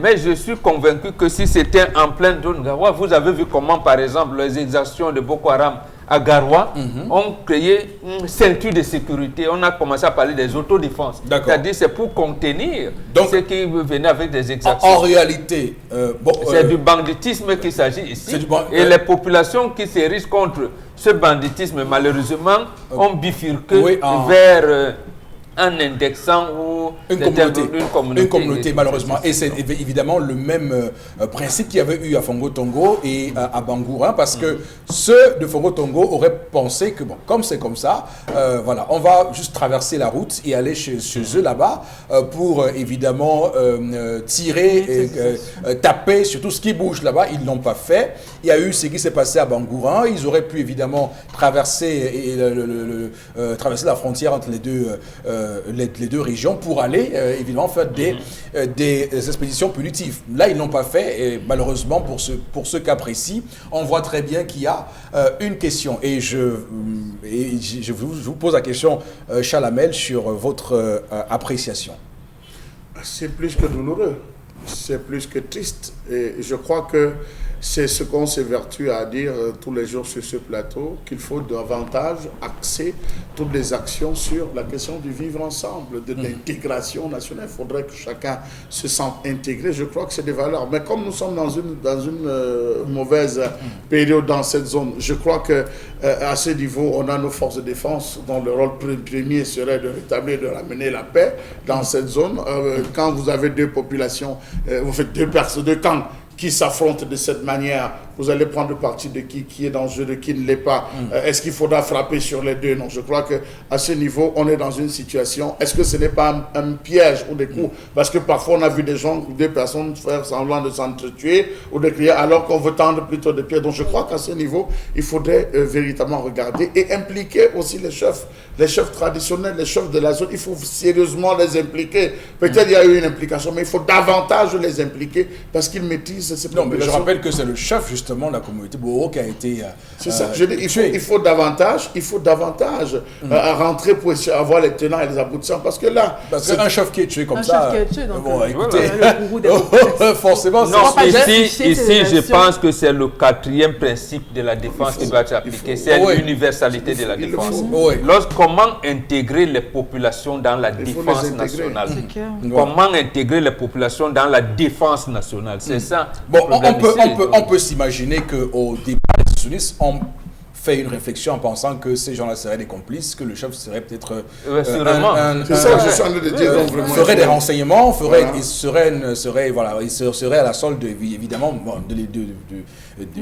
ferait des renseignements et ils sont allés justement faire ce qu'ils ont fait, mais sauf qu'en s'attaquant à un chef, ils sont attaqués à une communauté parce que le chef s'identifie à une communauté et donc ils ont trouvé qu'il était tout à fait normal d'aller clairement venger leur chef. Et c'est pourquoi la crise anglophone peut récéler au fur et à mesure où on avance des types d'éléments comme celui-ci qui vont contribuer à aggraver la situation parce qu'on va rentrer dans une situation où il y aura des tensions intercommunautaires et pourquoi pas en arriver à une tension interreligieuse parce que, attention, ça commence toujours très facilement comme ça. Je ne sais pas qui écrivait sur Facebook il y a quelques jours qui disait que le Cameroun est en train, je ne dis pas qu'il y aura un génocide, c'est ce qu'il disait, mais le Cameroun est en train de véritablement glisser vers un génocide comme au Rwanda. Il faut éviter en tout cas les éléments lorsqu'il le monsieur en question était le premier à le dire en 2017, on a pensé qu'il avait exagéré, mais on tend vers là. Donc vous imaginez si l'armée ne s'était pas interposée là, nous serions ce matin en train de compter les morts, un carnage terrible puisque j'ai même vu quelqu'un qui a été brûlé avec son habit, tout ça. Alors c'est très compliqué. Oui, Dominique Audrey Oyengelek, allez-y. Oui, je pense qu'il est peut-être temps que les choses, qu'on fasse quelque chose parce que quand on a une famille, par exemple dans cette localité-là, comment on fait, comment on se sent pour cette personne? Je me dis que les choses sont ainsi parce que toutes les personnes qui ont le pouvoir de décider n'ont rien là-bas. Ils n'ont imaginé un peu que ça se passe dans la ville de Douala. Comment on fait pour sortir chez nous, pour venir au travail? On ne sait pas. Est-ce que si je bouge la Charles Hamel ne va pas me sortir quelque chose? On fait comment? On vous en prie. D'accord, très bien. Alors, on va évidemment s'arrêter là, Florazé, à moins que vous ayez un mot à placer sur cette affaire. Oui, vous avez un mot à placer. Oui, parce que vous savez, on ne peut pas s'éloigner totalement justement de la chronique de Charles Hamel. Et justement, ces frustrations. On est dans une zone en guerre, en crise. Donc, forcément, au cœur de cette tension, il peut y avoir, comme Momok l'a dit, des personnes, des brigands, des personnes qui veulent régler des comptes, etc. et tout, sans toutefois penser aux populations.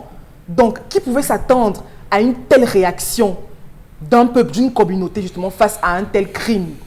Et on est déjà à pratiquement 3 ans et plus dans cette crise. Donc, forcément, il faut déjà se dire ce qui arrive à l'autre pourrait m'arriver. Donc les Camerounais sont déjà en pleine dans des interrogations et il faut pousser, ben oui. Parce que si aujourd'hui, c'est-à-dire que si on ne se pose pas des questions fondamentales pour sortir de cette crise et surtout penser aux communautés qui vivent au sein de ces régions en crise, qui peut-être ne sont pas du nord-ouest ou alors du sud-ouest et tout, mais qui ont pratiquement toute leur vie et qui ressentent également les mêmes douleurs, les mêmes souffrances. Donc quand il y a un règlement de compte, quand il y a un banditisme et tout, et quand ça touche déjà certaines personnes ou bien certaines communautés qui ont toute leur vie, qui ont toujours vécu là, ça pose encore un véritable problème. Et à un certain moment, on se dit que la situation sera incontrôlable. Elle est déjà suffisamment. Alors, on va passer à autre chose. Alors, une autre complication, justement, c'est notamment autour de la fête du Ramadan, entre cacophonie et puis polémique même, qui a créé justement cette situation qui a plongé même plusieurs fidèles dans l'incertitude. On rappelle également qu'on a eu cette vive réaction également de Tchèque Moubarak, qui est également revenu sur un discours apaisant, mais également qui, on pense, qui se retire aussi des manifestations, on le rappelle, du Ramadan, de cette fête, et demande pardon pour la confusion qui a créé justement la double communication au cœur même de cette date du jour de la fin du Ramadan. Donc on rappelle également qu'il nous sont, c'est vrai, des cérémonies qu'il avait pour l'habitude de présider, mais pas de sa fonction d'imam. On rappelle également qu'en raison de ces brouilles dans cette communication, beaucoup de fidèles étaient dans l'incertitude et n'ont véritablement pas vécu cette fête comme il le fallait. On était entre mardi, mercredi, du vrai, du faux Ramadan. Ça a vraiment créé beaucoup d'ambiguïté, Eric Fopoussi, pour cette année 2019. Alors, je rappelle que, évidemment, on a beaucoup parlé de ce sujet parce que le Ramadan au Cameroun a connu cette année beaucoup de ramdam autour de la date. Alors, au-delà de la démission du Tchèque, Ibrahim Moubarak, il faut dire que il y a des raisons aussi internes. C'est vrai que beaucoup de personnes ont mis en avant le fait qu'il se retire parce qu'il y a eu tout ça. Mais il faut dire qu'il y a des personnes, parce que je connais très bien le milieu de ce à Douala, de la mosquée centrale de Douala, il y a quelqu'un, je ne sais pas de son nom ici, qui voulait justement la tête du grand imam. Il a eu finalement. Donc il faut aussi relativiser sur les raisons pour lesquelles il est parti. Mais je veux quand même dire que son message hier a été très poignant, très fort, Boro Bengan. Oui, d'abord, comme vous dites, au-delà de ce qui s'est passé avec les élèves qui ont été absents, il n'y a que la date, même s'il n'y avait pas eu ça. Le fait d'avoir annoncé 2 dates posait un problème. D'abord au sein de l'organisation des imams et comment l'appeler, la Commission nationale du croissant lunaire.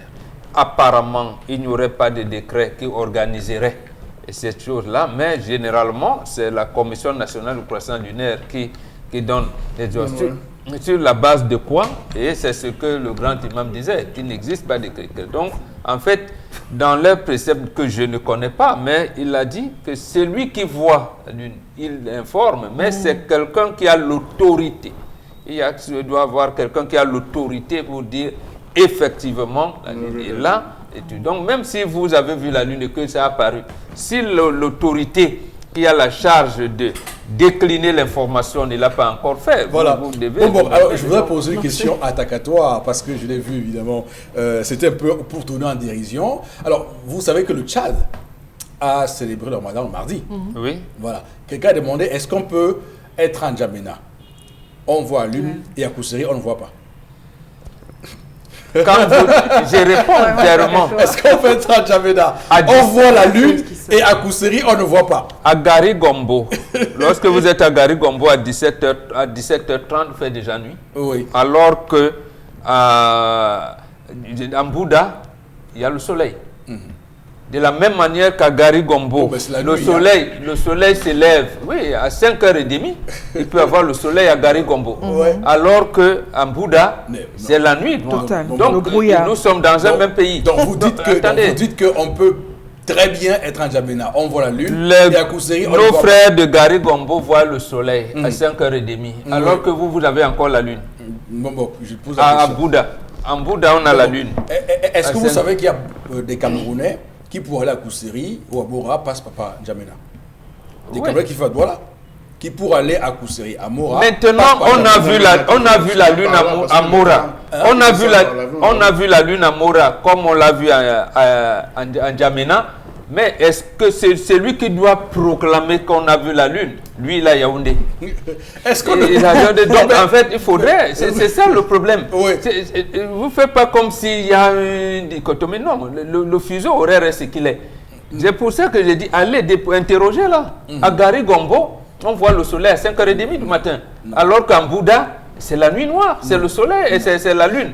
Non, ce que je veux dire, c'est que... Non, mais vous savez que Kousseri, N'Djamena, Oui, j'ai dit oui, c'est vrai. Mais maintenant, c'est lui qui proclame officiellement. Il n'est pas mourant. Mais doit-on justement proclamer, je veux dire, à un moment donné, quand même, l'islam a ses règles. Et je pense que l'imam, lui, il est déçu. Parce que c'est quand même une grande... Il avait annoncé ça. Il est une haute personnalité. C'est quand même le grand imam du littoral. C'est quand même lui qui couvre cette région, quand même. Mais là, le grand imam, il y a un conseil des imams aussi. Oui. Ça veut dire pourquoi aller précipitamment? Pourquoi ne pas envoyer? On parle souvent de téléphone arabe et c'est eux qui parlent arabe. Donc, en fait, ça veut dire que l'information doit circuler entre ceux qui parlent arabe ensemble. Est-ce qu'au final, on ne l'a pas lâché là, clairement? On l'a lâché. Hein. On lui a dit, écoute, ton interview, tu as fait là, vraiment, tu n'aurais pas dû faire cette interview. Oui, il ne devait pas non plus se permettre. Il s'est permis, il a pris certaines libertés. Peut-être il avait raison, c'est Dieu qui dira. Oui. Mais il a pris certaines libertés qui ont apporté, qui ont déréglé la société, la communauté tout entière. À ce moment, et j'ai appris, je salue une appréciation, il a pu tirer les conséquences. Bon, je ne suis pas sûr que c'est lui qui tire. On l'a forcément forcé à démissionner. Les gens qui ont eu sa tête, qui voulaient déjà sa tête, ont réussi à l'avoir. Alors, Chalamel, sur cette question avec l'imam qui prend ses responsabilités, non, je prends là à ce qui s'est passé. Je prends là où Mbambok a chuté. Il a dit, je crois qu'il a fait preuve d'humilité. Même si on ne veut pas la tête de qui? Quelle est la tête qu'on ne réclame pas? Est-ce que c'est parce qu'on la veut qu'on l'obtient forcément? Je crois que c'est une très grande preuve d'humilité. Est-ce que vous ne pensez pas que... Parce que, bon, ne dites pas que c'est la théorie du complot. Je veux dire qu'il n'y avait pas mort d'homme. On pouvait faire ce Ramadan à mardi, que ça ne pose aucun problème. Les gens ont peut-être voulu qu'on fasse mercredi pour évidemment dédire l'imam de loi qui s'est avancé plus rapidement. Une chose est sûre, M. Eric Fopoussi, c'est que les faits ont déjà été posés. Oui. Si nous cherchons à rentrer dans le pourquoi ça a été posé, les raisons, non, on va se perdre. Je crois que ça a apaisé, je parie que ça a apaisé beaucoup de parents. Ça a apaisé, on dit une faute avouée. Et à moitié pardonné, M. Eric Fopoussi. Il a présenté les excuses par rapport aux enfants. Il a décidé de se retirer. Rassurez-vous, c'est un mal pour un bien. C'est un mal pour un bien. Espérons que celui qui viendra certainement fera mieux que lui, parce que lui, il a tenu la tête. Et je pense que sous sa présidence, beaucoup de choses, il y a eu beaucoup de réformes, beaucoup de choses sont bien passées. Il a su être au-devant de nombreux. Laissons-le, laissons la chance aussi à quelqu'un d'autre. C'est nous qui parlons d'alternance. Voilà une alternance positive. C'est dans toute humilité qu'il a décidé de se retirer. Aux autres de copier l'exemple et de se retirer. Maintenant, les musulmans nous parlent, M. Eric Fopoussi. Avant, c'était le Congo qui nous parlait, ou l'Algérie qui nous parlait, maintenant les musulmans nous parlent. Oui, pour des réformes au Cameroun. Mais en réalité, oui, c'est vrai quand même aussi que dans ce pays, les gens, même quand ils ont commis des fautes, ils ne démissionnent pas comme ça aussi. Hein. Donc les musulmans nous parlent, du moins l'imam Ibrahim Moubarak nous parle pas. C'est pas tout le monde aussi qui fait ça. Parce qu'il y a beaucoup de gens ici. Il est plein d'humilité, il est modeste, il est humble. Il a voulu se retirer et il a expliqué. Moi, je pense que c'est bien pour mais c'est dommage quand même. Religieuse. Parce que connaissant les guerres qu'il y a là-bas et connaissant celui qui lui en voulait à mort, il doit aujourd'hui saliver sa victoire. Les guerres ne vont jamais finir entre les Wahhabites et les Sunnites. Ça existera toujours. C'est terrible. Donc, voilà, c'est terrible, c'est dommage, c'est vraiment, c'est cruel pour lui quand même. Alors, Dominique Audrey, allez-y. Je trouve que c'est un homme admirable. Simplement pour le fait qu'il ait pris sur lui de démissionner, je pense qu'on aurait dû refuser même sa lettre de démission. Et beaucoup de personnes devrait prendre son exemple. Lui, il a décidé de démissionner et la personne en face, qu'est-ce qu'elle attend pour démissionner? Parce que les conséquences sont là, non? On a eu des enfants qui sont passés à côté de quelque chose de très important. Il faut aussi que de l'autre côté, la responsabilité soit partagée et que tout le monde paye les pots. Les enfants perdent 1 an, l'imam démissionne et la ministre aussi. Alors, vous allez très fort, hein, quand même. Alors, on va, Florazé, terminer. Terminer. Oui, on va terminer. Les messages. Avec les réactions SMS. Oui. Alors, il faut pousser. Alors, d'autres réactions ce matin. L'intégration est une autre diversion du pouvoir avec de l'argent. Et également, vous pouvez acheter, acheter une partie justement de la Lune pour vous y installer et vendre le surplus, même sans empiéter sur les lunaires, Niala, Douala, où les bêtis sont propriétaires terriens. Donc l'intégration se vit de plusieurs façons. Ouais. Voilà une preuve de plus qu'on a déconstruit justement, c'est l'intégration en 37 ans dans ce pays. À quand donc la fin à travers ce qui se passe au nord-ouest? Nos gouvernants n'ont-ils plus de cœur, s'interroge également notre ami Jeannot à Yaoundé. Autre. Troisième message, oui. Oui, l'intégration ne signifie pas, ou alors l'intégralité ne signifie pas uniformité. Le problème vient de ce que certains cherchent, la disparition de l'identité des autres au profit de leur culture. Il faut analyser avec moins de passion et nous pouvons bien voir l'issue. C'est Edouard qui le dit ce matin. D'accord, on va s'arrêter là pour ces messages. On va tout de suite prendre évidemment la route des journées nationales du management.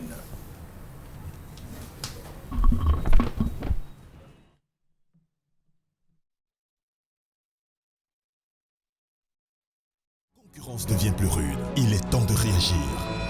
Faites du capital humain votre principal levier de succès. Maîtrisez l'art et la science de faire des choses extraordinaires avec des gens ordinaires en participant à la 12e édition des Journées nationales du management du 26 au 28 juin 2019 au JICAM. Thème central, travail en équipe, gestion de la diversité et des conflits. Au cœur des débats, comment développer le travail en équipe et renforcer la cohésion pour booster les performances individuelles et collectives. Comment faire de la diversité une richesse et un facteur de progrès pour votre organisation. Comment anticiper et gérer efficacement les conflits au sein de votre organisation. Plus de 10 intervenants de renom. Professeur Jean-Marie Peretti, ESSEC Paris. Professeur BCIR de Holt, HEC Paris. Professeur Emmanuel Kamdem, ancien directeur ESSEC Douala. Professeur Safagnam Fotso, Université de Chang et bien d'autres. Les Journées nationales du management, le rendez-vous annuel des managers ambitieux.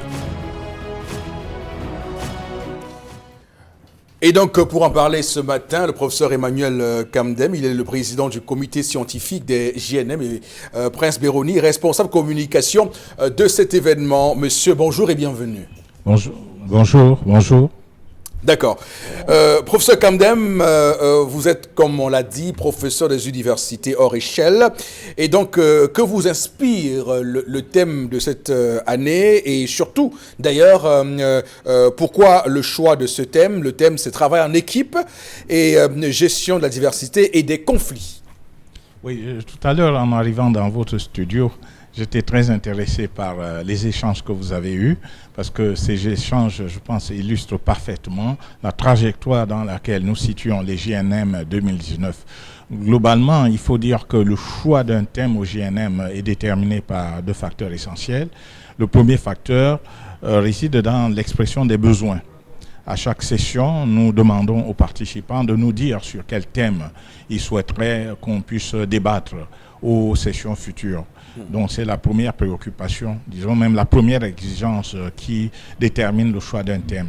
Et la seconde exigence, c'est l'actualité. Il faudrait que le thème soit en phase avec l'actualité. Alors, qui dit diversité, dit conflictualité, parce que comme cela a été très bien indiqué dans votre émission il y a un instant, la diversité camerounaise aujourd'hui semble susciter des controverses, des polémiques et même des conflits. L'approche que nous avons au niveau des JNM, c'est de montrer que la diversité est un levier de développement personnel de chaque individu, est un levier de performance organisationnelle. En d'autres termes, plus une entreprise est diverse, plus elle devrait réunir les atouts nécessaires pour développer sa compétitivité. Et un tel discours, vous vous rendez bien compte, tranche radicalement avec celui de personnes qui pensent que la diversité doit plutôt amener les uns et les autres à se combattre.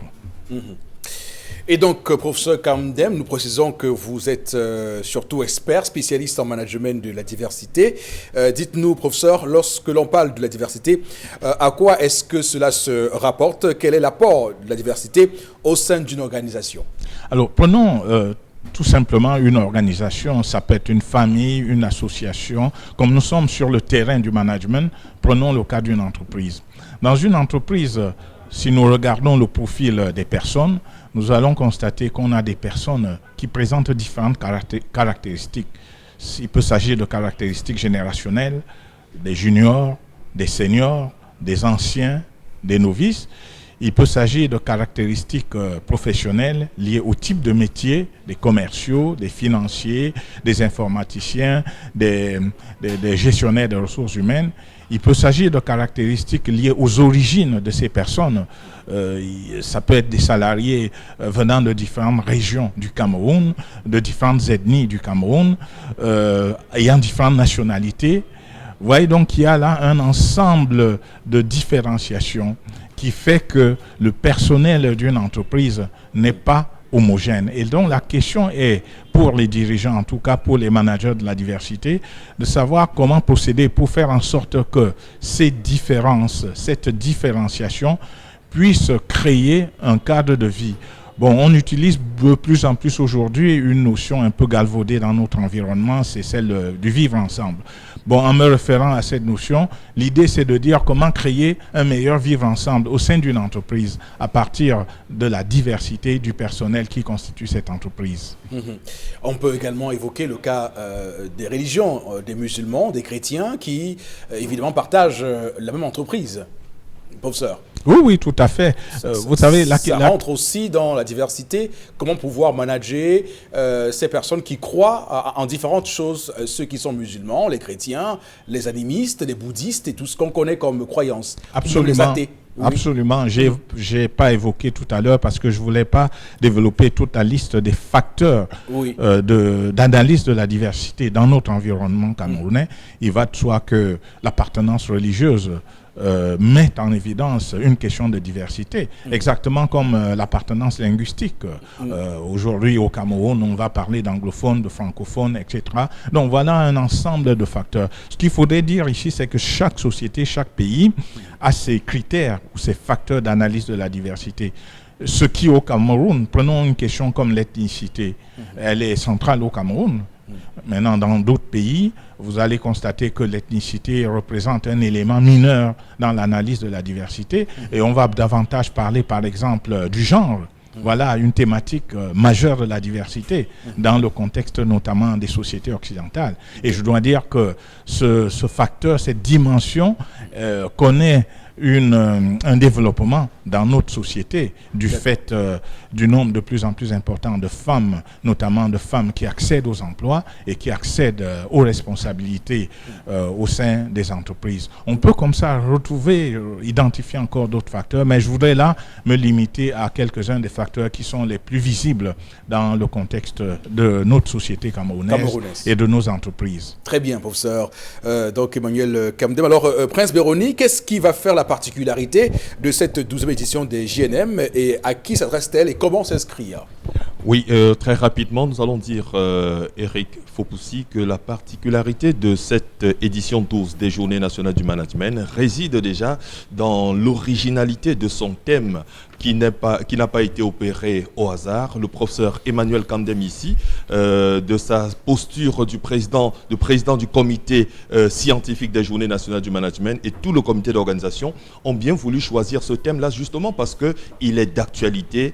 Au-delà du fait qu'il a été choisi naturellement par les participants à la précédente édition, aujourd'hui, le problème de la diversité, nous sommes en train justement de le vivre au Cameroun et il reste et demeure un véritable serpent de mer au sein des organisations. Et la grosse particularité justement, ce sera ces grosses éminences grises qu'on va retrouver le temps de ces 3 jours du 26 au 28 juin au siège du JICAM à Douala. Nous aurons le professeur Jean-Marie Peretti de l'École supérieure des sciences économiques et de commerce de Paris. Nous aurons également le professeur Charles-Henri Besser de Hort qui viendra également de HEC Paris. Le professeur Emmanuel Kamdem ici présent, expert et spécialiste du management de la diversité. Nous aurons le professeur Pierre Jonathan Bikanda qui est expert en marketing de l'Université catholique d'Afrique centrale. Le professeur Tsafar Namfoso qui viendra de l'Université de Chang. Le professeur Georges Kobou qui est économiste,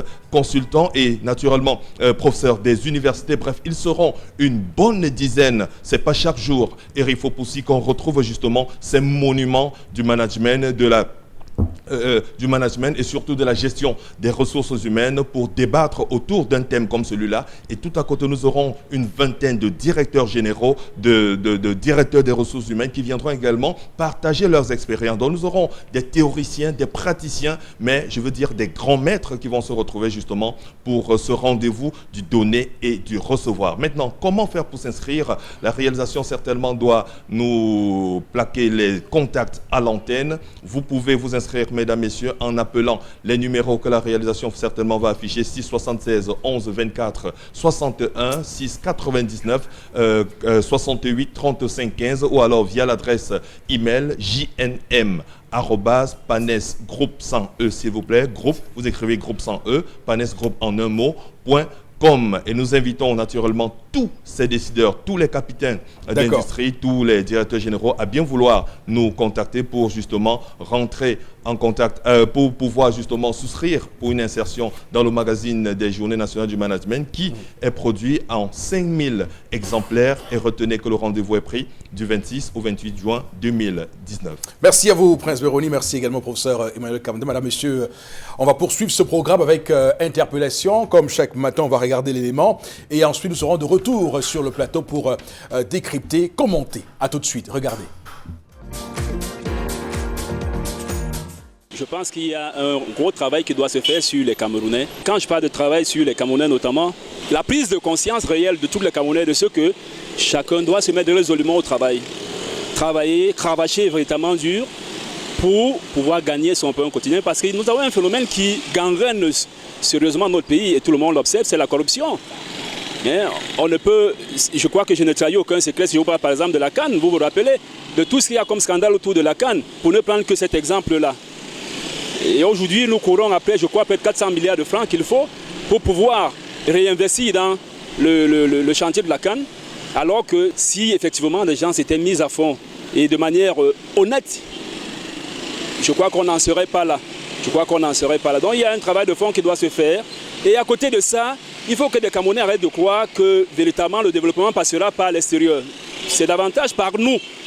Que des gens travaillent dur, qui regardent à côté, qui copient des exemples. Nous avons le Rwanda à côté, qui se présente aujourd'hui comme modèle, notamment africain. À côté du Rwanda, nous avons pas mal d'autres pays que l'on pourrait citer en exemple, dans le bon sens du thème. Donc on doit véritablement se mettre à fond dans le travail. Et puis je crois que le reste suivra. Travail, travail, travail. Tout simplement.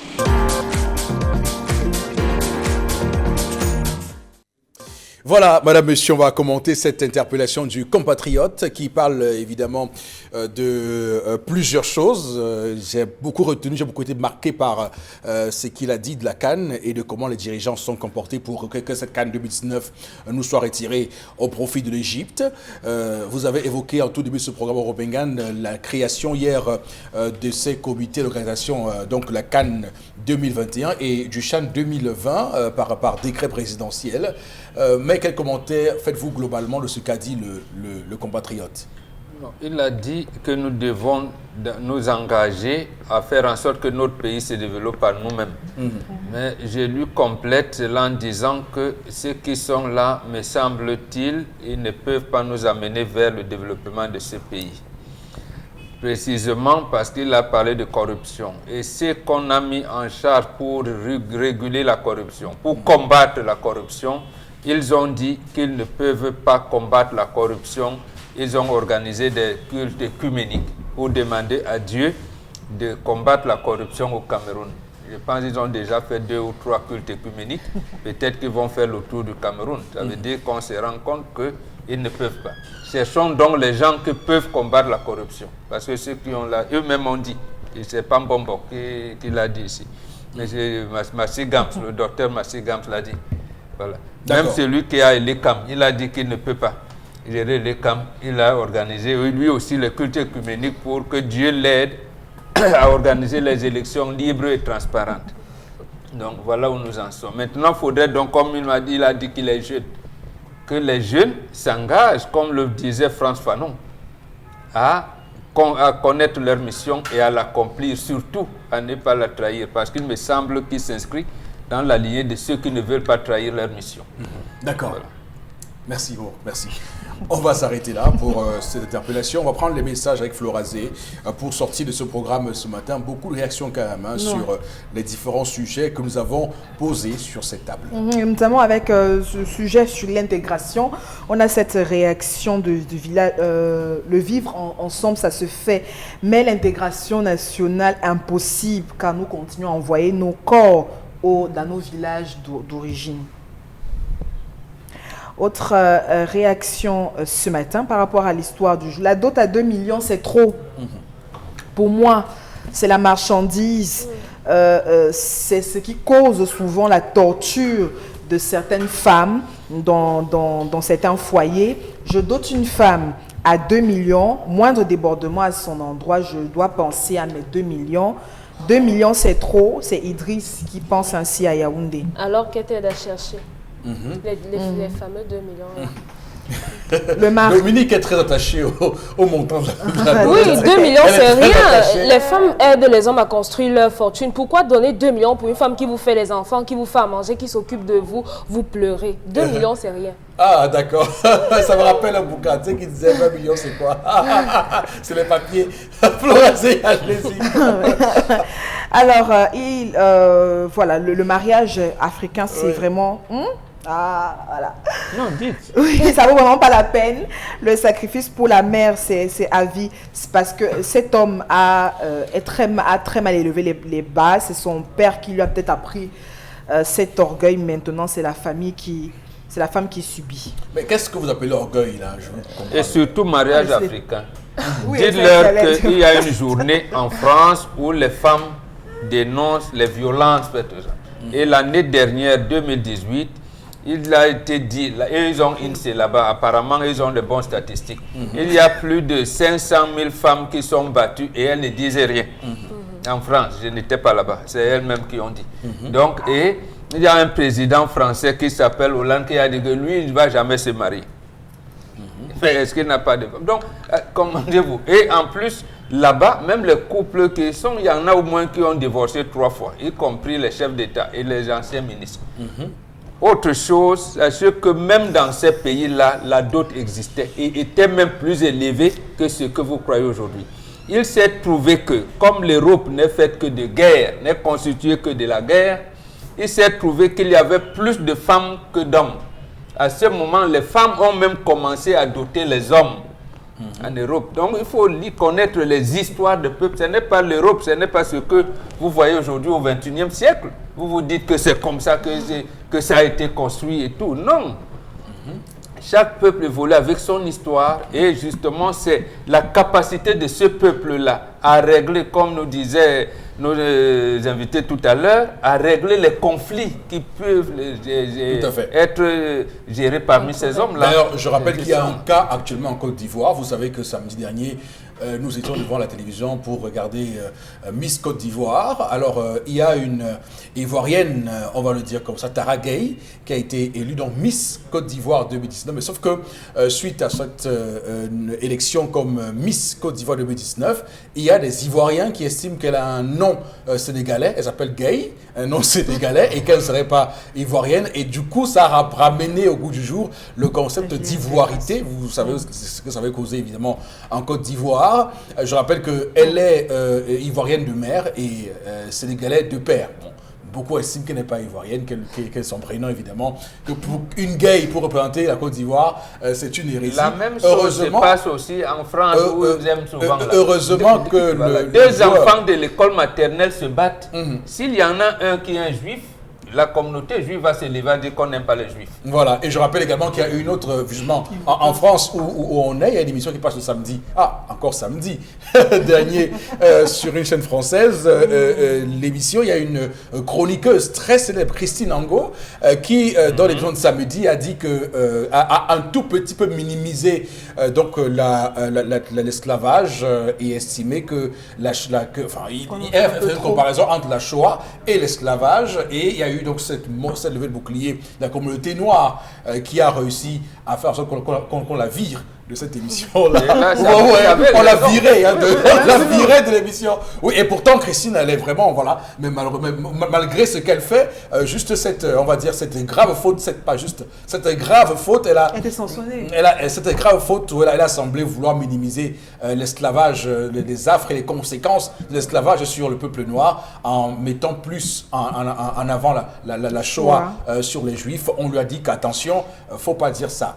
Et j'ai beaucoup aimé la réaction d'une personnalité noire en France qui a dit il faut rappeler également à ces personnes qui agitent parfois le manteau pour essayer de minimiser l'esclavage que beaucoup de Noirs, les Africains, les tirailleurs africains et même les descendants d'esclaves venus par exemple de la Jamaïque ou bien des îles de Guyane et tout ça sont allés combattre à l'époque les Allemands, vous savez les Allemands nazis pour libérer la France évidemment. Donc pour dire aussi que c'était aussi pour libérer les Juifs en réalité. Donc c'est important de rappeler l'histoire. Ils n'ont pas seulement combattu. En réalité, les historiens le savent, ne veulent pas le dire. Ce sont les Noirs qui ont libéré la ville de Paris. Voilà. Si nous sommes aussi en Mondiovision, si c'est en tête, on peut ouvrir un débat dessus. Je vous dirai les noms des gens. Comment la bataille de Paris a été menée par des Noirs, parce que justement, eux, les Blancs, ils fuyaient. D'accord. Ils ne voulaient pas mourir. En les prenant comme les chairs à canon, et les Noirs ont libéré Paris. Après, en tout cas, tout ça pour dire que la question de la diversité se pose avec acuité aujourd'hui et que les différentes communautés, parfois, évidemment, se jettent des pics et on le voit dans le cas précis ici, sans forcément imaginer les conséquences que cela pourrait avoir au sein de l'opinion. Flores, et continue à lire les messages. Oui. Bon, je ne sais pas si on n'a pas vivre. Nous vivons ensemble, hein, mais nous ne mangeons pas ensemble. C'est Joël qui réagit depuis Yaoundé. Bon, ce qu'on appelle d'intégration, de vivre. Merci. On va s'arrêter là pour aujourd'hui. Madame, monsieur, on va se retrouver demain 10h. Que Dieu bénisse le Cameroun.